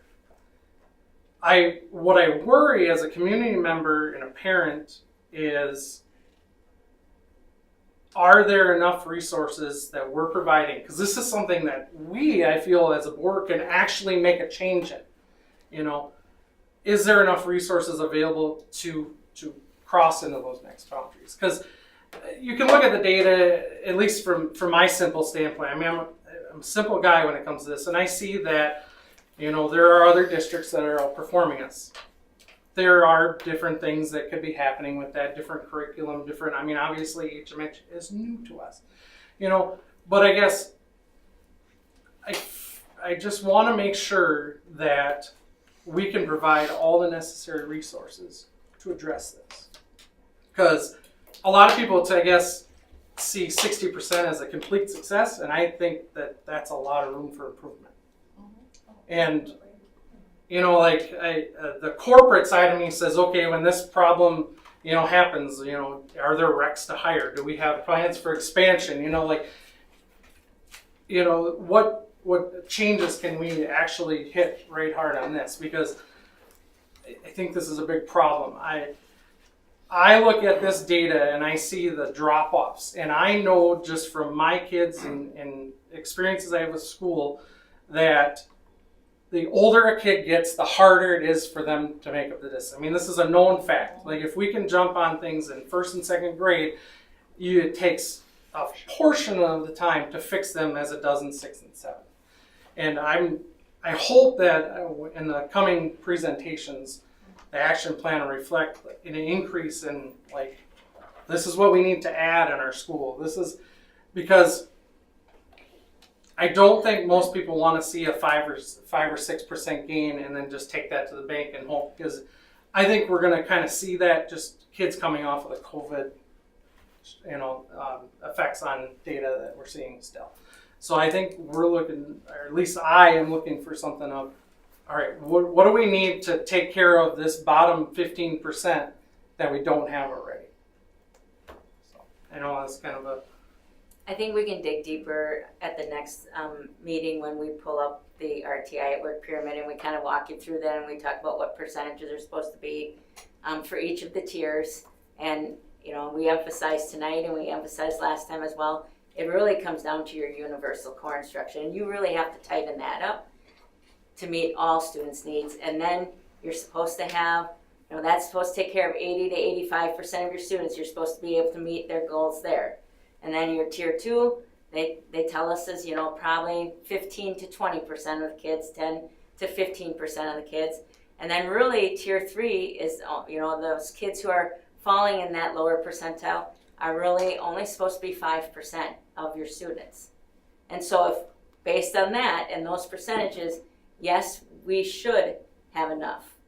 But we know that we don't have that 80%. We know that we don't have that 15 to 20%. We know that we have more than that 5%. Okay. Then just a quick flip on the other side. So now we have a lot of kids that it's awesome to see in that top 5, 10, 12%. Now a lot of focus gets put on the bottom. You know, how do we bring everybody up? Is there a portion of this where we're going to talk about what we're going to do with the top 10% to make them even higher? That's our extensions that we would do in tier 3 as well. Because I talked to, I mean, you know, other parents, and I have in my household kids that test really, really high, and that's it. They test really, really high. And we don't take them to do anything. So I hope to see something else too on this, on what we're doing with the top 10, so that either we can make them better or use them to help the bottom. So, I'm done. All right, anything else on assessment data from the board? All right.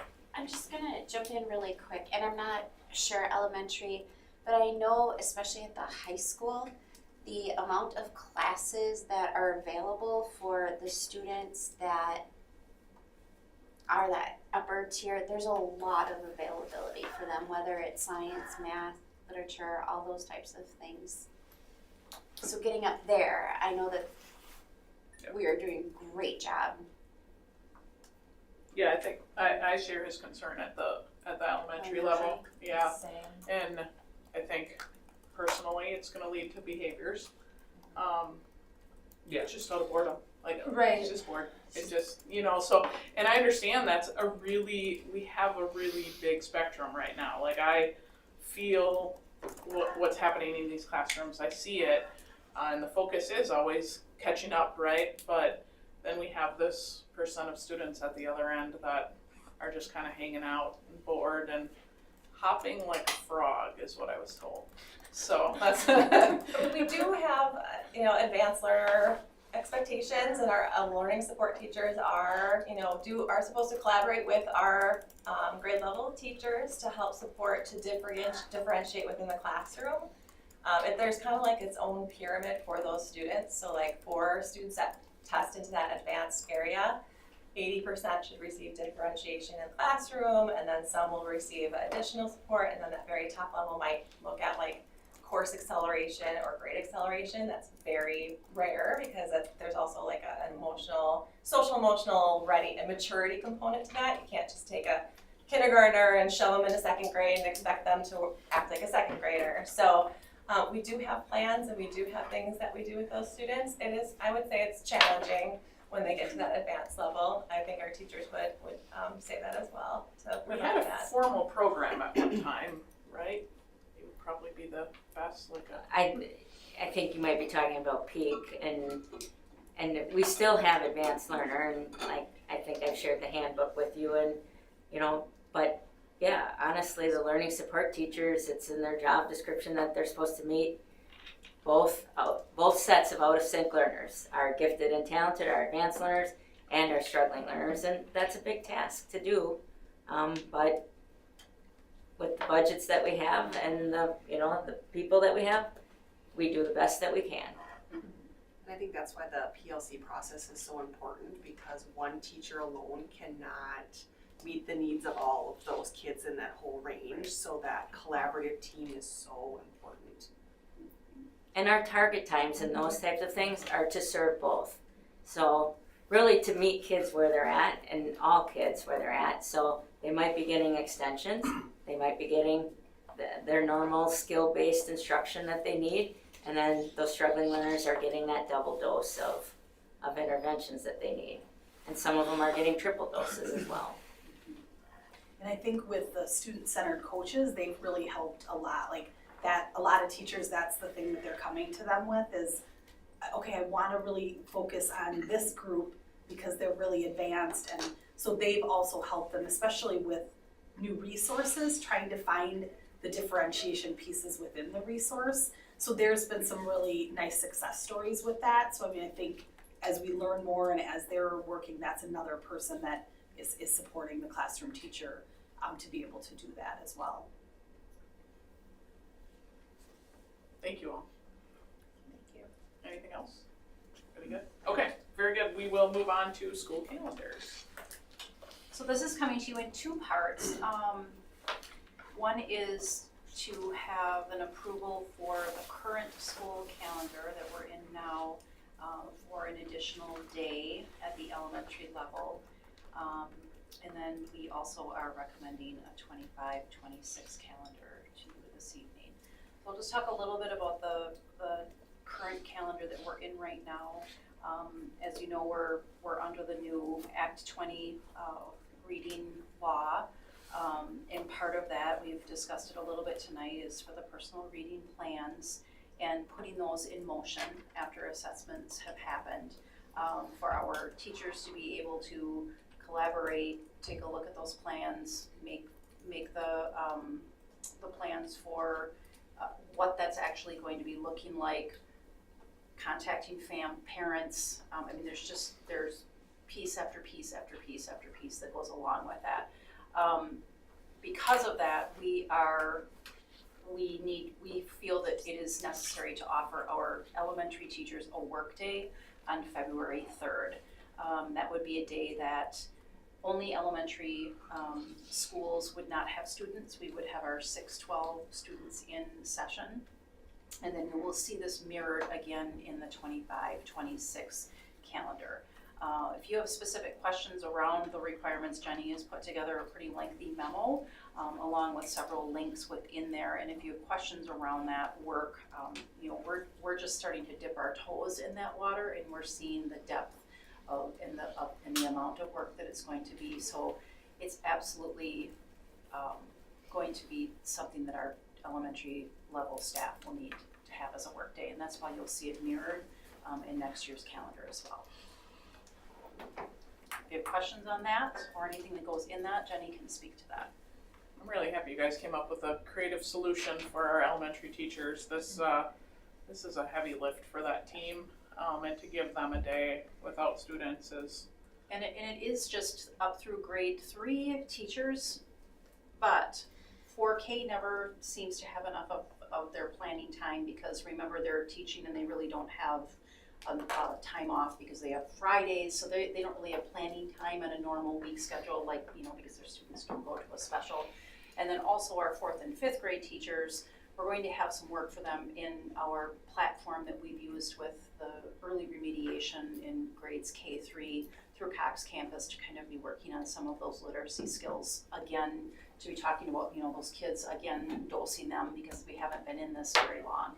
So I mean it was just we've already met with our 612 team, and we said, well, people, teachers at that level might say, well, I'm elementary, but I think Pat said all those teachers are like, whew, glad it's not us, right? Because this is a very heavy lift, and this isn't something that we are bringing on board. This is definitely a mandate, and it can be a heavy lift.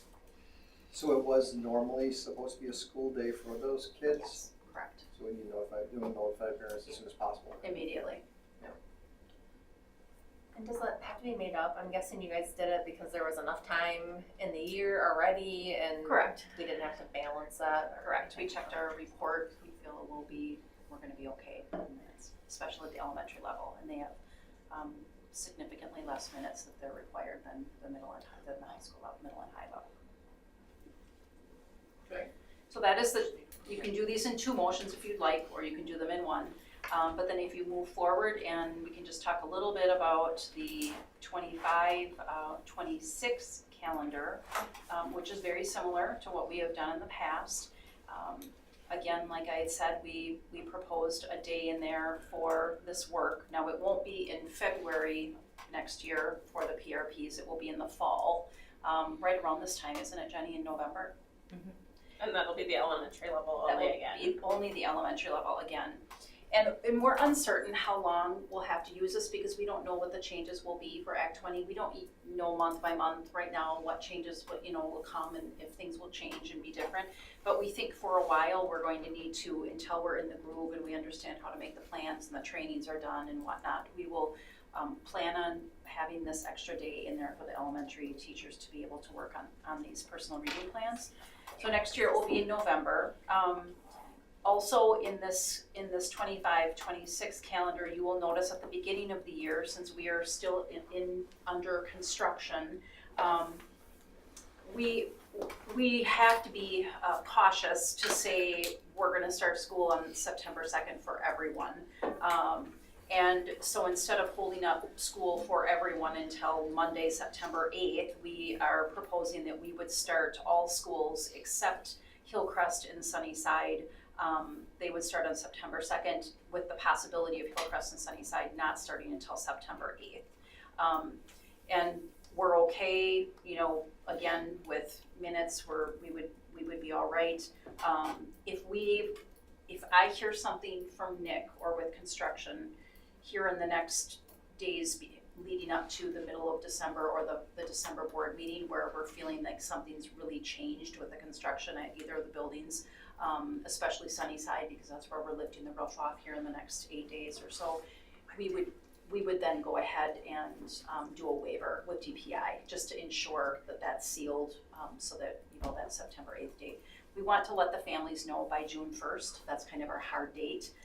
Nick feels that, and CD Smith does as well, that they can give us that information by June 1st, so that parents know before summer school starts, they know before students are out, that for those 2 elementary schools, that school will either be starting on the 2nd or it will either be starting on the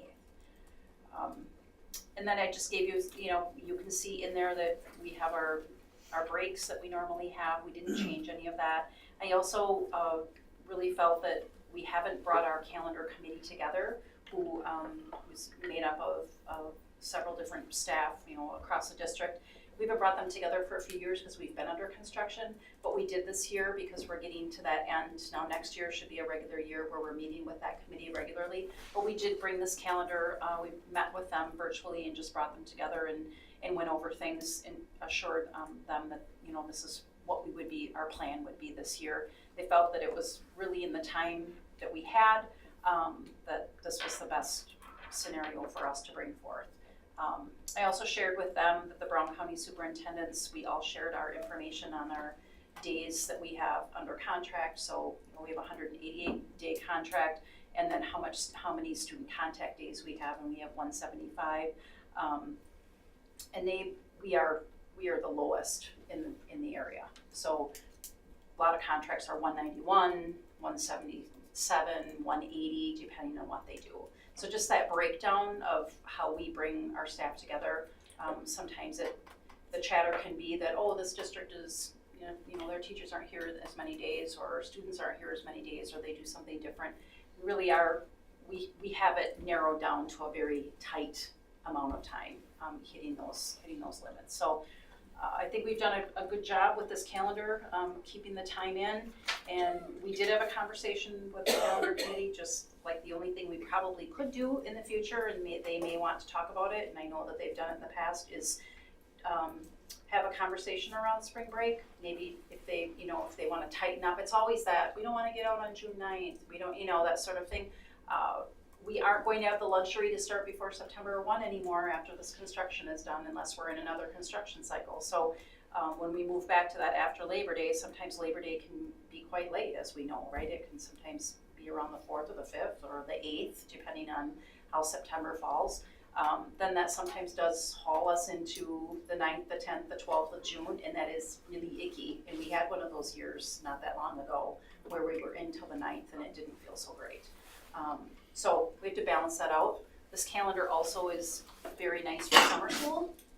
So we have that week off in between, which we felt was really beneficial, and it really gave our teachers that come back and teach for summer school that opportunity to have a little time off before they started their next teaching gig.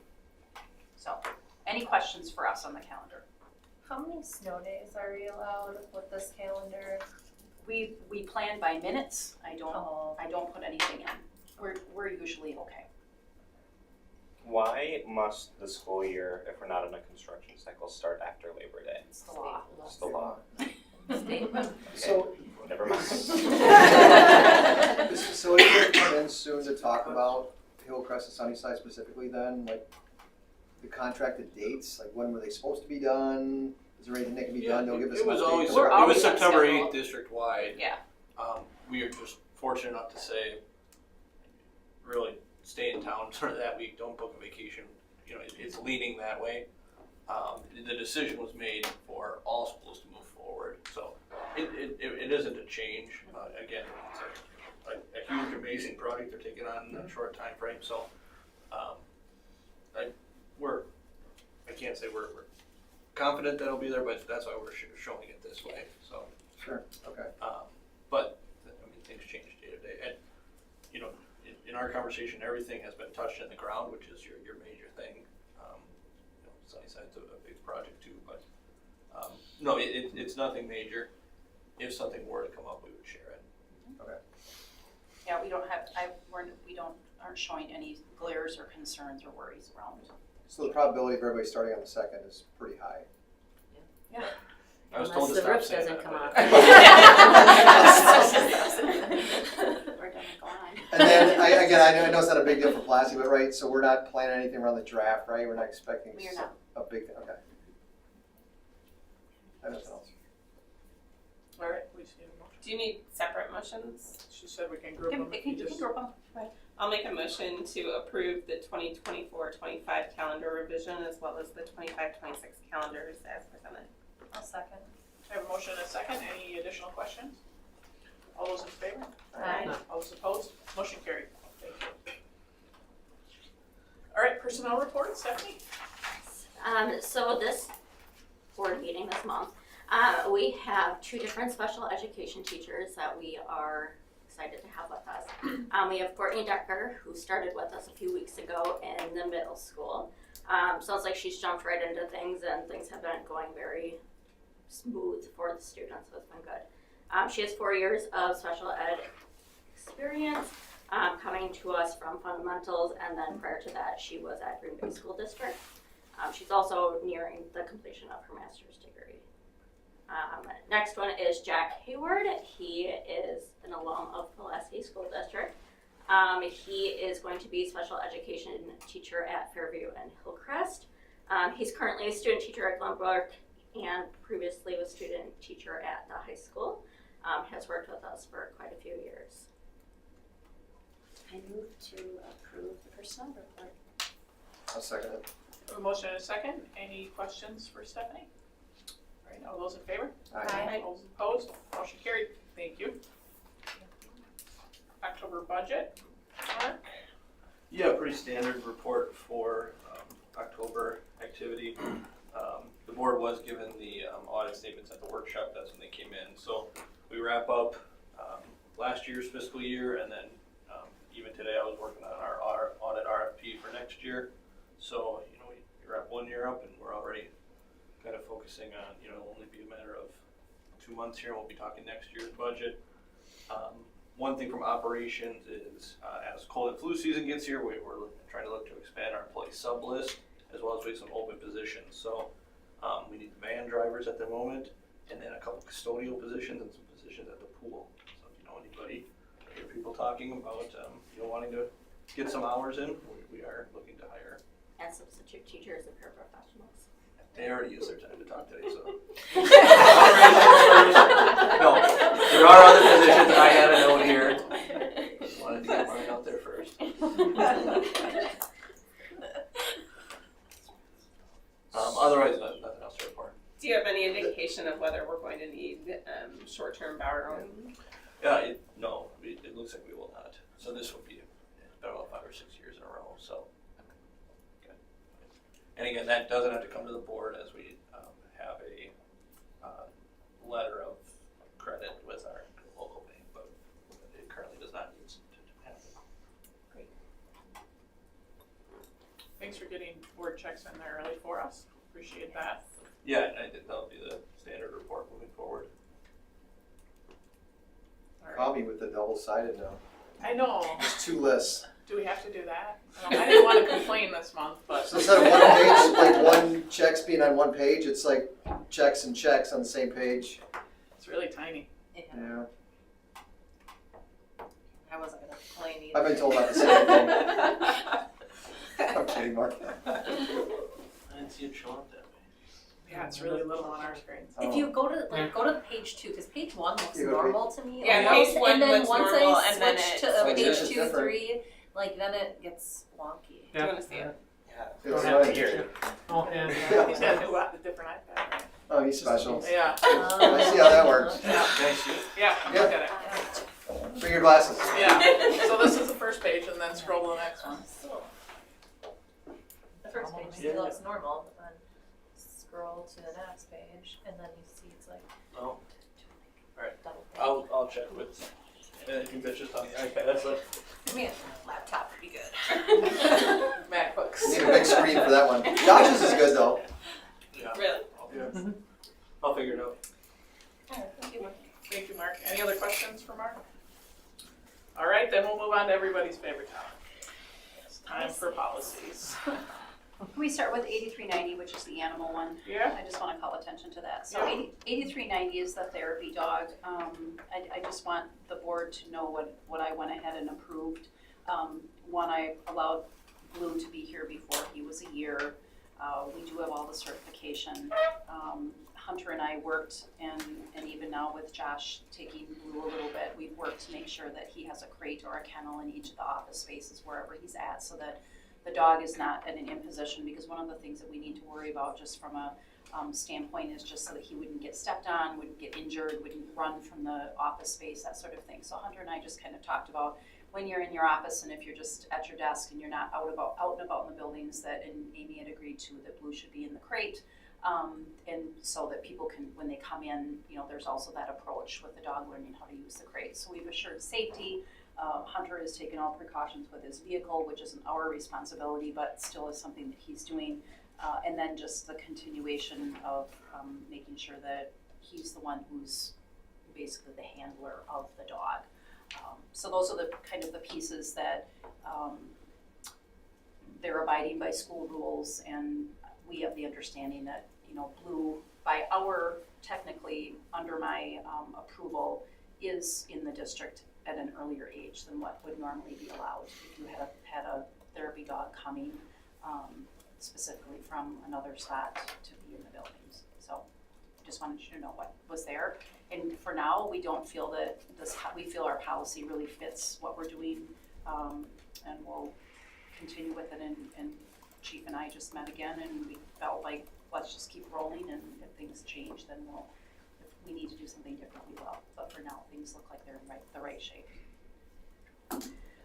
For the rest of the policies, I just will take questions, and I'm gonna do like the actual scribing on paper, and Dana will actually have the platform open, because I know sometimes it's easy for us to make a few changes, like, you know, something that you would like us to do in a draft format, we can do that here tonight.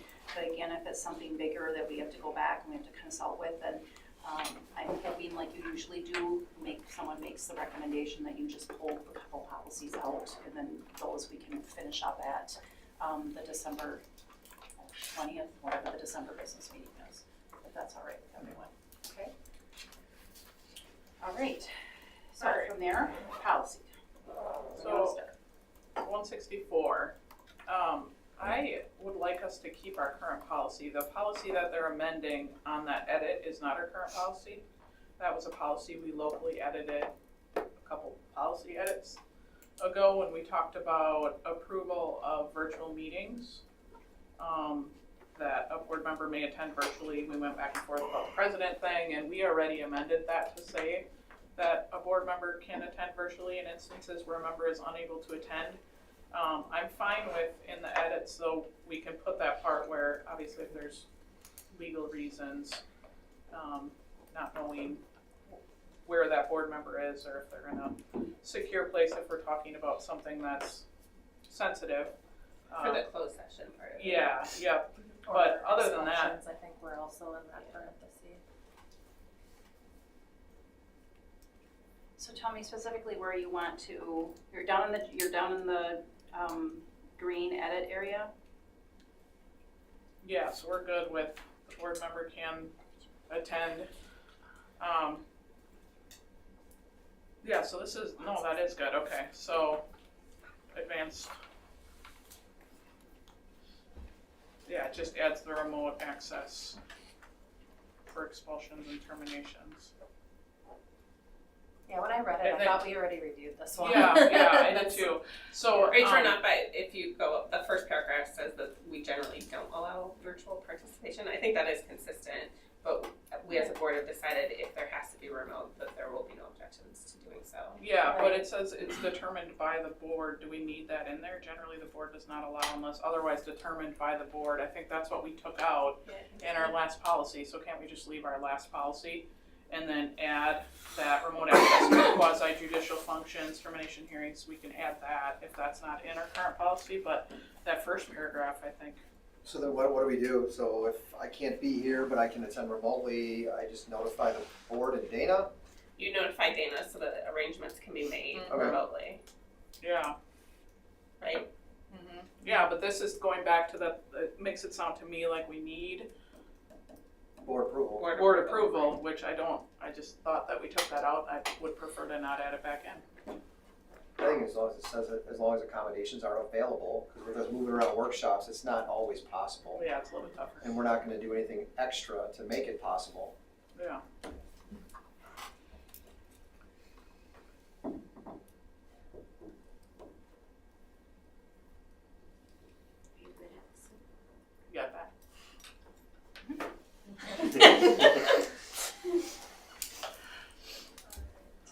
right, 5330, administration of medication, emergency care. I just wanted to have some insight on the opioid antagonistic plan. I'm assuming that's more of a high school level, or who can speak to that? Well, yeah, Laura can speak to it, I can speak to it, Julie can speak to it. So we've had training, it's about Narcan. So we've had training. Laura reminded me it was just last year. I thought it was longer ago than that, but it was just last year. I guess it all blends together. But our nurses, come in and do that with us. I know for sure our SROs carry the Narcan on them, but we've also done some additional. Yeah, so last year when we had the training with our learning leaders, the company that we worked with for the training were able to provide us with free Narcan. It's at all of our elementaries and middle and our high school. Right now it is not out in our elementaries, it's in the health offices at our elementary schools right now. Middle school, actually Pat just took a picture for me. We have these purple signs that say, I don't remember, something, Aloxicon, whatever, something, yes. whatever the official language is for that. It shows right where it is, so that, and then the Narcan is stored right in there. We decided at middle school and the high school to have it out because those are public spaces that oftentimes other events might need use for it. So then with that sign, they know where it's located. There's something else that you reminded me of, and I don't remember. But training wise for our learning leaders, there's also this little flyer that has directions with the Narcan in it, right in those boxes with the actual Narcan with it too. So. For those of you at the middle school, where it's located is in the commons, right between the gym and the auditorium. We have the AED, we've got the EpiPen box, and then we've got the Narcan box as well, and signage there. And this was also based on recommendation from Dr. Rye as well, that he's our medical provider that we always go through all of our medical policies with, and had recommended that it be accessible in all of our buildings.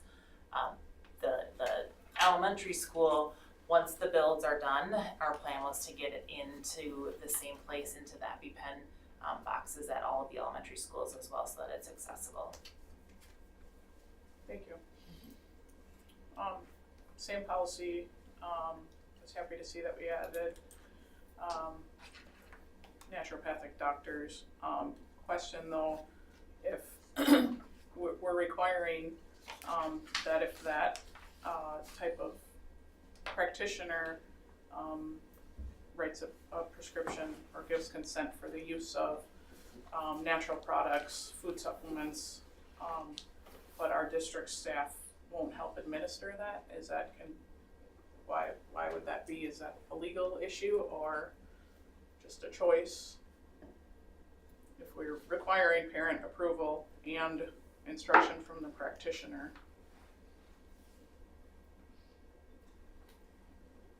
I know we had some conversation around this. I think it's the FDA approval. Yeah. That the nurses and the staff, it's difficult for them to approve things that are not FDA approved. So. But is it what's that? To administer. To administer. Yeah, but if we have a young child who needs something that's being given to them by their practitioner, and we have the consent of the parent, we have the consent of their provider.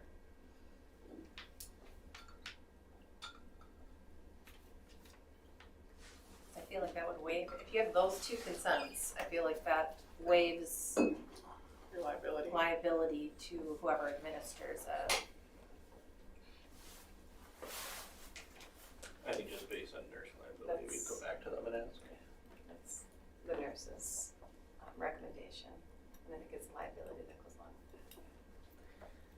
You can get further clarification if that'd be helpful for you. Yeah, that would be helpful. I just want to make sure. I mean, we're adding those in now, that we're recognizing them, but then we pull it back out at the end, I feel like. And more people are going to that type of medical care. We need to do what we can to accommodate that. Okay. Thank you. All right, 5505, academic honesty. I just had a question. It calls out AI specifically. And I guess I just had a question for the administrators that are using AI in their buildings. How do we verify, because it says if we find out that somebody used AI and was using it as their own, how do we verify that? How do you verify if, because my understanding of AI is that when you put something in it, to have it looked over, to have it, you know, if you want to change some of the verbiage or have it edited, that AI can absorb that information as well. So how do you as administrators verify that AI created that or AI absorbed it, or like how would you use this policy? It's a little tricky, right? And so it often starts with, teachers knowing their students, recognizing, okay, this isn't Matt's voice, so that kind of thing.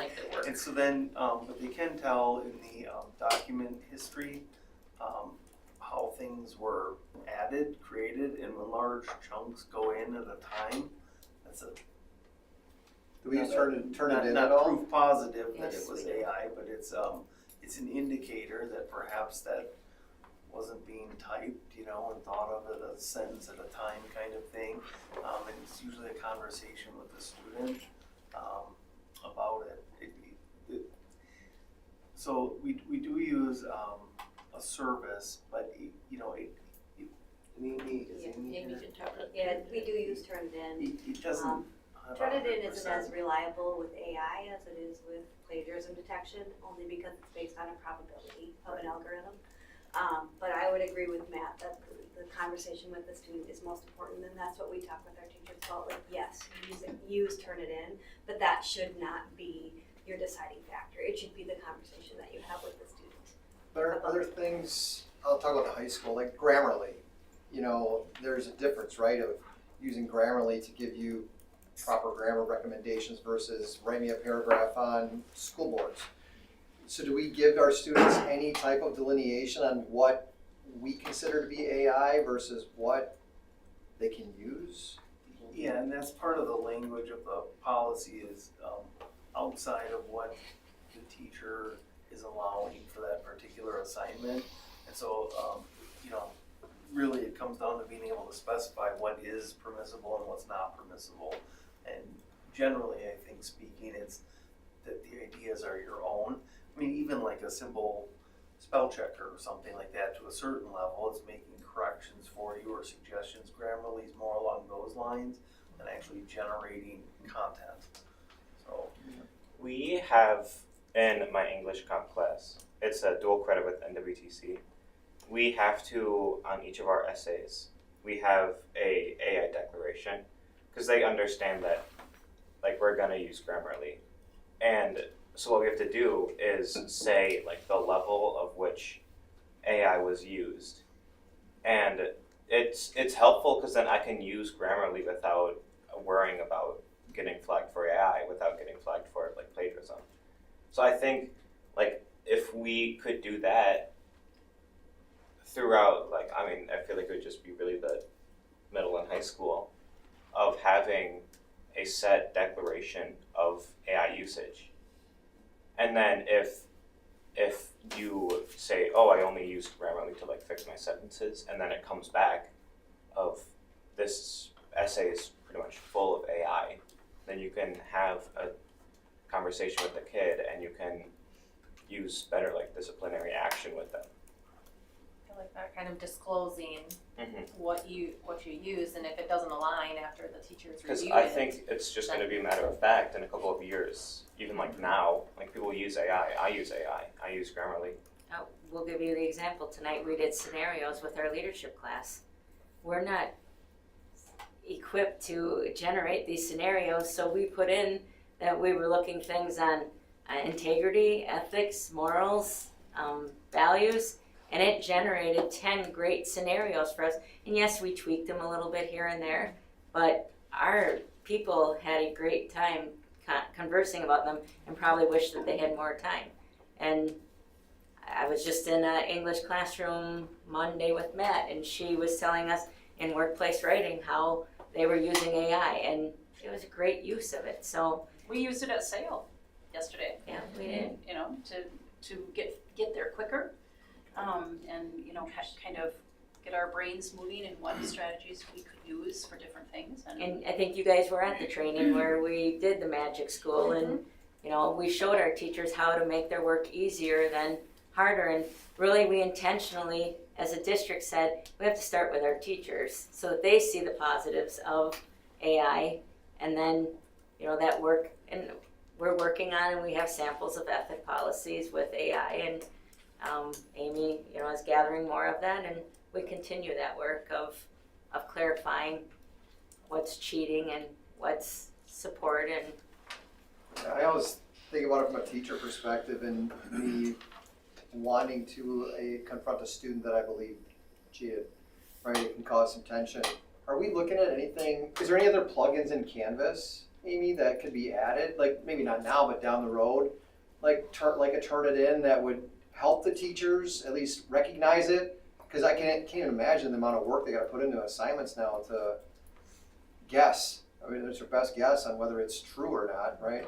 Yeah, I think a lot of it comes down to too how you get to that finished product, and so you know if there are checks along the way, like you know if as an English teacher, for instance, I'm having the students do their outline in class, and you know having it checked off or approved, so I know what your thesis statement is, et cetera, et cetera. I mean, like the likelihood diminishes. I think the more checks there are. sometimes it doesn't come down to writing the paper anymore. There's like a presentation is tied to it. So even if they AI'd their whole paper, they still have to get up and talk about it. And so that really puts a different spin on exactly their learning and what they're presenting and what they're creating. And so, you know, Amy, you want to talk about if there's anything additional you're doing?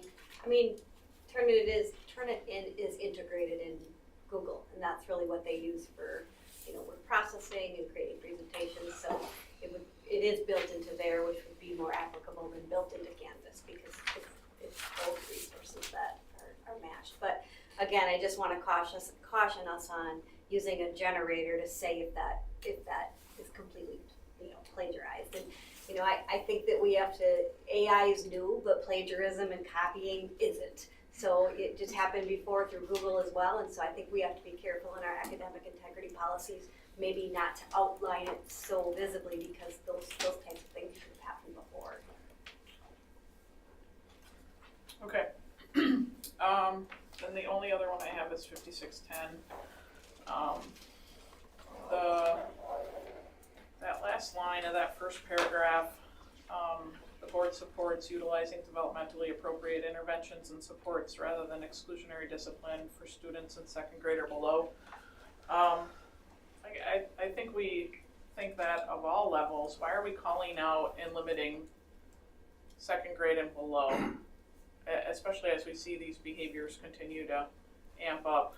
Why are we calling that out, or do we need to? Could we skip that line? Actually, it's not clicked. It's so not that clicked. it should Okay, so probably it's not. been- It's still green, right? so I didn't That's how know. I'm So interpreting it. I That it interpreted should it have as been not struck being in out. there. okay, Oh, that's okay. what. Perfect. All right, so that'll come out then as soon as these edits are accepted. All right. That was Good. my question. But she probably has to make that change because It is you have to green. cross it out. Yeah. There's another Or one will lower you where have it's to not do it? checked as well, that's highlighted green. Yeah. Yeah, well, do you want to cross those two things? Thank you. Okay. Good. That's all I have. Thank you. I had two. So 5200. I'm just curious on the physical or mental condition. It says exceeding, you have to have a note if it exceeds 30 calendar days. Why would it be calendar days versus school days? Is that the state law or is that just our wording? Where is that, Steve? Letter A, under excused absences, sorry. The last Physical or mental condition, letter A. My guess would be calendar days, just because of what we're dealing with, Act 20. All of the legislation is, like if it says 10 days, it's 10 calendar days. Okay. So weekends count against us, or, you know, so that's just my guess based on that legislation. I don't know that for sure. And that was my concern, is like, why are the weekends counting, but, okay. Let me go if you have a physical or mental condition, it would be perpetual and probably not likely to improve on the weekends. You know what I mean? So it would be that calendar day concept. Okay. And then the only other policy I had a question on was 5771. And this is really from the eyes of a teacher or administrator. So under student, person, and possessions, the second paragraph highlighted in green, where it says search of a student's person or intimate personal belongings should be conducted by a person of the student's gender. My question is, who's determining that? Like who that person is, No, so or what the student's gender the is. gender, right? How do we protect our teachers and staff and take any things that are not clear out of the scene? So I think we need some more clarity on that, just so everybody understands like how to engage. If you run into a situation that's not clear, you may misengage, and then we have a whole different set of problems on our hands. What's that? Tell me where you're reading again, Steve. Sure. So it's under student, person, and possessions. There's two paragraphs highlighted in green. It's the second one. It starts with search of a student's person. Just above parking permit not required. Yeah, sorry, yes. It's random. Yeah, I think that's a good call out. Puts people in compromise. And what would you like me to check into on that one? How How do we navigate it? Yeah, how do we navigate it to provide protection in all directions? The gender piece. Correct. Yeah, for our staff, we're asking to search a student that maybe isn't the sex that they're appearing in that moment. That puts them in a tough spot too, so. Yeah, because it calls out both, right? Person, the student's gender, and also the staff member's gender. Those are the two I had. Good. Anybody else? 3120.08.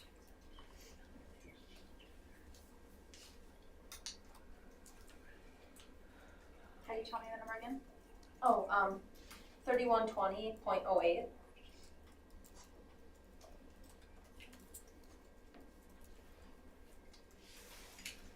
Okay. My notes don't quite make sense, so let me reread what I just am taking notes on. Oh, okay, so, district administrator designee is responsible for making the employment decisions for co-curricular, extracurricular positions. And then also, I think it was the activity. Well, that's okay. So the co-curricular positions are the only ones that do not come to the board? Is that normal for that to know, like the process? I was just questioning that. They're handled under, you know, are you checking like coaches? I think that's what it says, co-curricular, extracurricular positions. So whatever that would be. Yeah, they don't come. No, normally, because there would be like an hourly. Yeah, you guys only approve contracted. Right, okay, that's what, I guess, what my main question was, they're hourly contracted. Okay.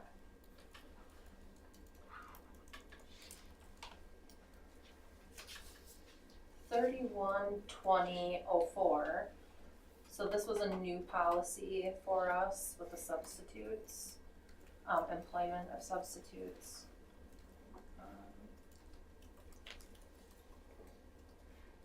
And rate compensation, so it says that would come to the board. Would we figure that out when we do the annual review of the salary staff? Because it seems like, they're not contracted either, a substitute normally, so just curious when that would take place and just a little more information about that, since this is a new policy. Yeah, I just wanted to see if our sub rates were in our handbook. They were in, they were out. I don't believe they are. You just need to know them out. So my thought was the approval would have come to the board when they approved the handbook. I believe the rates are out now. Not in the handbook? I believe they were taken out. We had a discussion about rates. They were I don't think we approved them, but they were presented to us at some point. Yeah. And we didn't have this policy saying we Right. had to approve them, so I think that's where Right, I was. I think what would come is, when compensation comes, we would say, there's a change to our, sub rates or not, whether the schedule remains the same, so we'll just add that as an addition to that approval. Okay. But prior to 2 years ago, it would have been approved in the handbook, but we removed it. Okay. Currently, subs are hired by me and they're not brought to the board since they're not contracted. Right, right. Okay, thank you. And then 8510.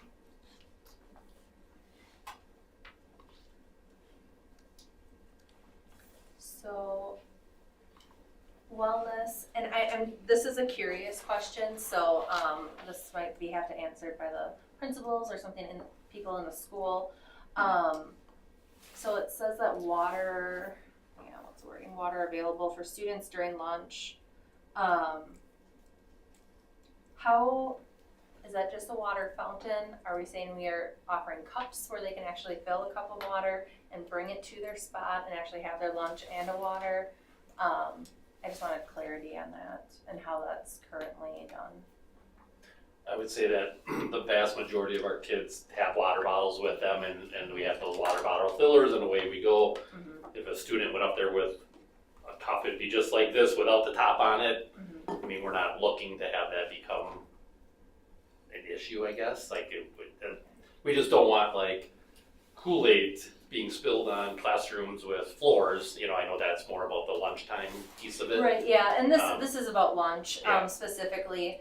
But like what I'm saying is, the kids that are carrying around their Stanleys, like I'm not worried about them getting water, but it's the kids that are, not. They may not have a water bottle like that. So like, do we have, just something where the forks and knives are, or the forks and spoons? Like, do we have a thing where we can have reusable cups so then that student does have an option for water where, maybe they're not getting milk or something? We would definitely have an option available. We used to, either through facilities at each of those fountains, we used to have the disposable cups.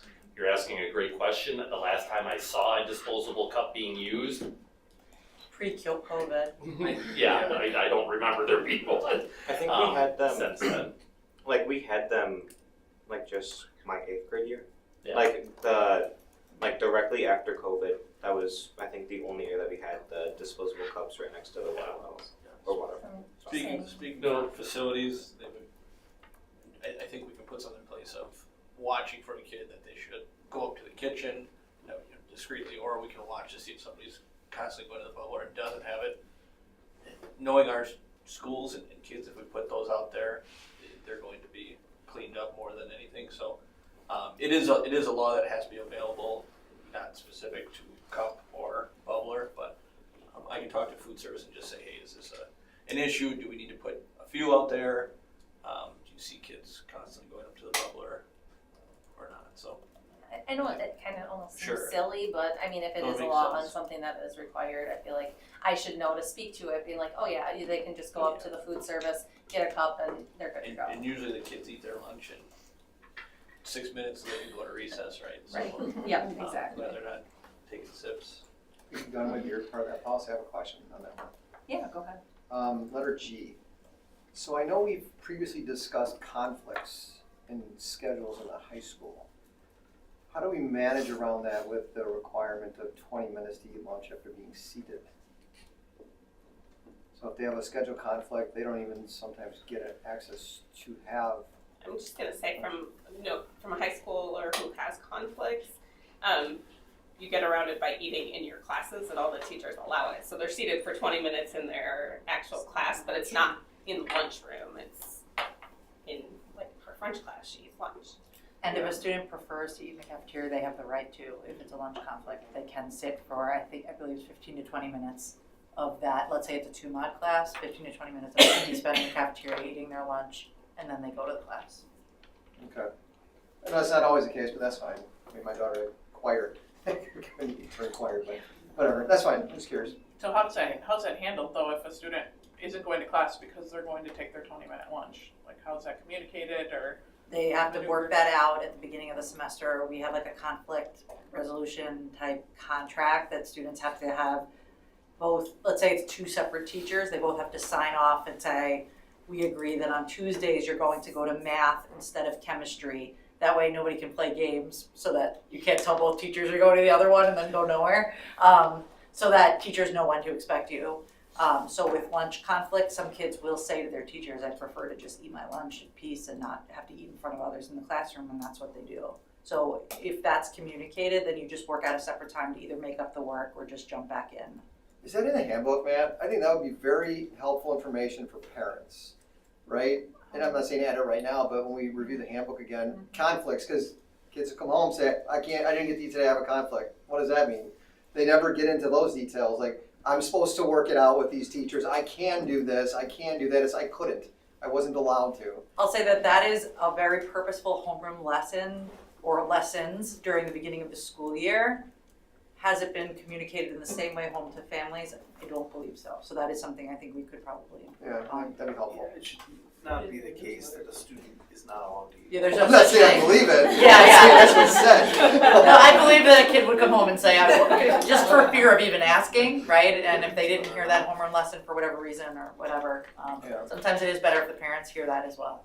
But yeah, like you talk about it a lot. Like if you have a lunch conflict, like you want to eat, especially as a growing boy. Well, according to this, all meals are appealing and attractive. So that's what it means.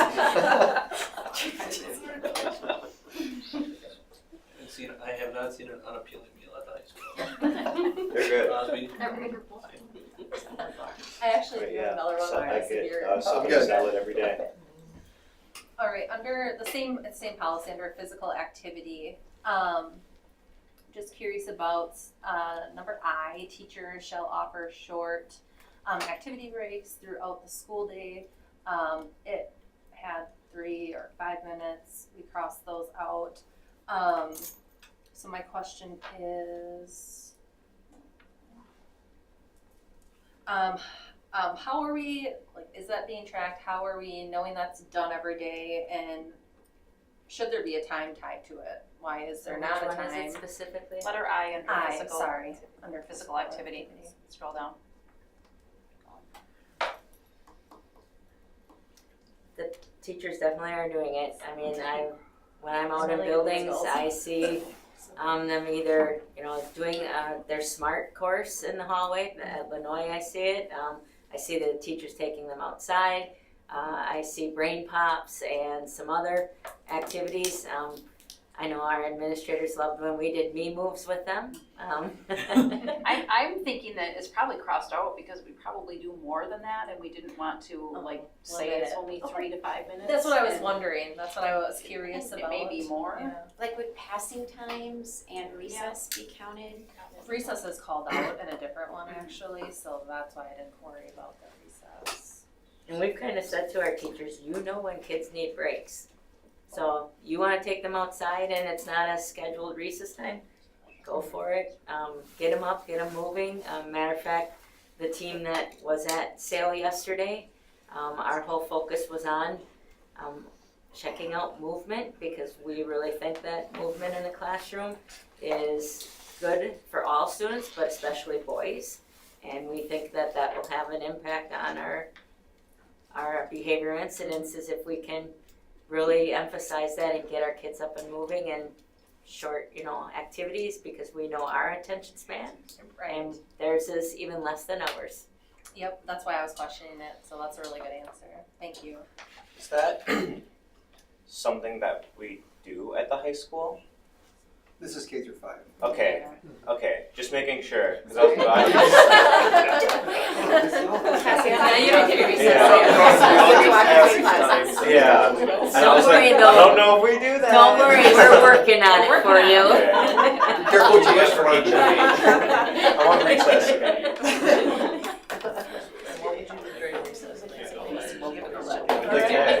You guys have any? Nothing? You guys good? Yeah. Okay. All right, so 164 meetings, we're gonna go back to ours. Or, Correct. we're good? we will, I don't think we need to pull that one, I think we Yep. can go ahead and keep current. The Okay. one that I'm recommending you pull out is 5330 And 5771. and 5771. Yep, that was Steve's, right? Okay, so other than that, the rest of them, it sounds like we're all right if we want a motion. I'll move to approve the policy series 33-2 as presented, pulling out specifically policies 5330 and 5771 for further discussion. I'll second it. We have a motion and a second. Any other questions? All right, all those in favor? Aye. All those opposed? Motion carried. All right. That takes us to our second citizens forum. Anybody wish to speak tonight? Ben? Ben Shepard, Songbird Circle, Sadusky. First, I want to just thank Josh for your comments on the question on the testing. As a parent, I've had some very similar results where my daughter's been one or more grade levels below, and I've yet to get contacted for any sort of intervention. So I just kind of wanted to say thank you for that. And secondly, I just want to share a story from this past weekend. So we had some friends over, and we were just having a conversation, and I don't even know how it came up, but my daughter brought up that a child in her friend group had been checking out the book, A Child Called It, and Pat, I've talked to you about that book before. If anybody has read that book, they know it's not necessarily a fun read, but this child has been checking that book out for several years in a row. So someone who was there had mentioned that, that's a data point. So as we talk about data points tonight and SEL and things like that, like that's a data point. Now, maybe it's just odd timing or whatever, but that child this week reached out to some friends in that friend group and said she wanted to commit suicide. So I wanted to share that with you guys tonight because, it's a serious thing. And the information's there.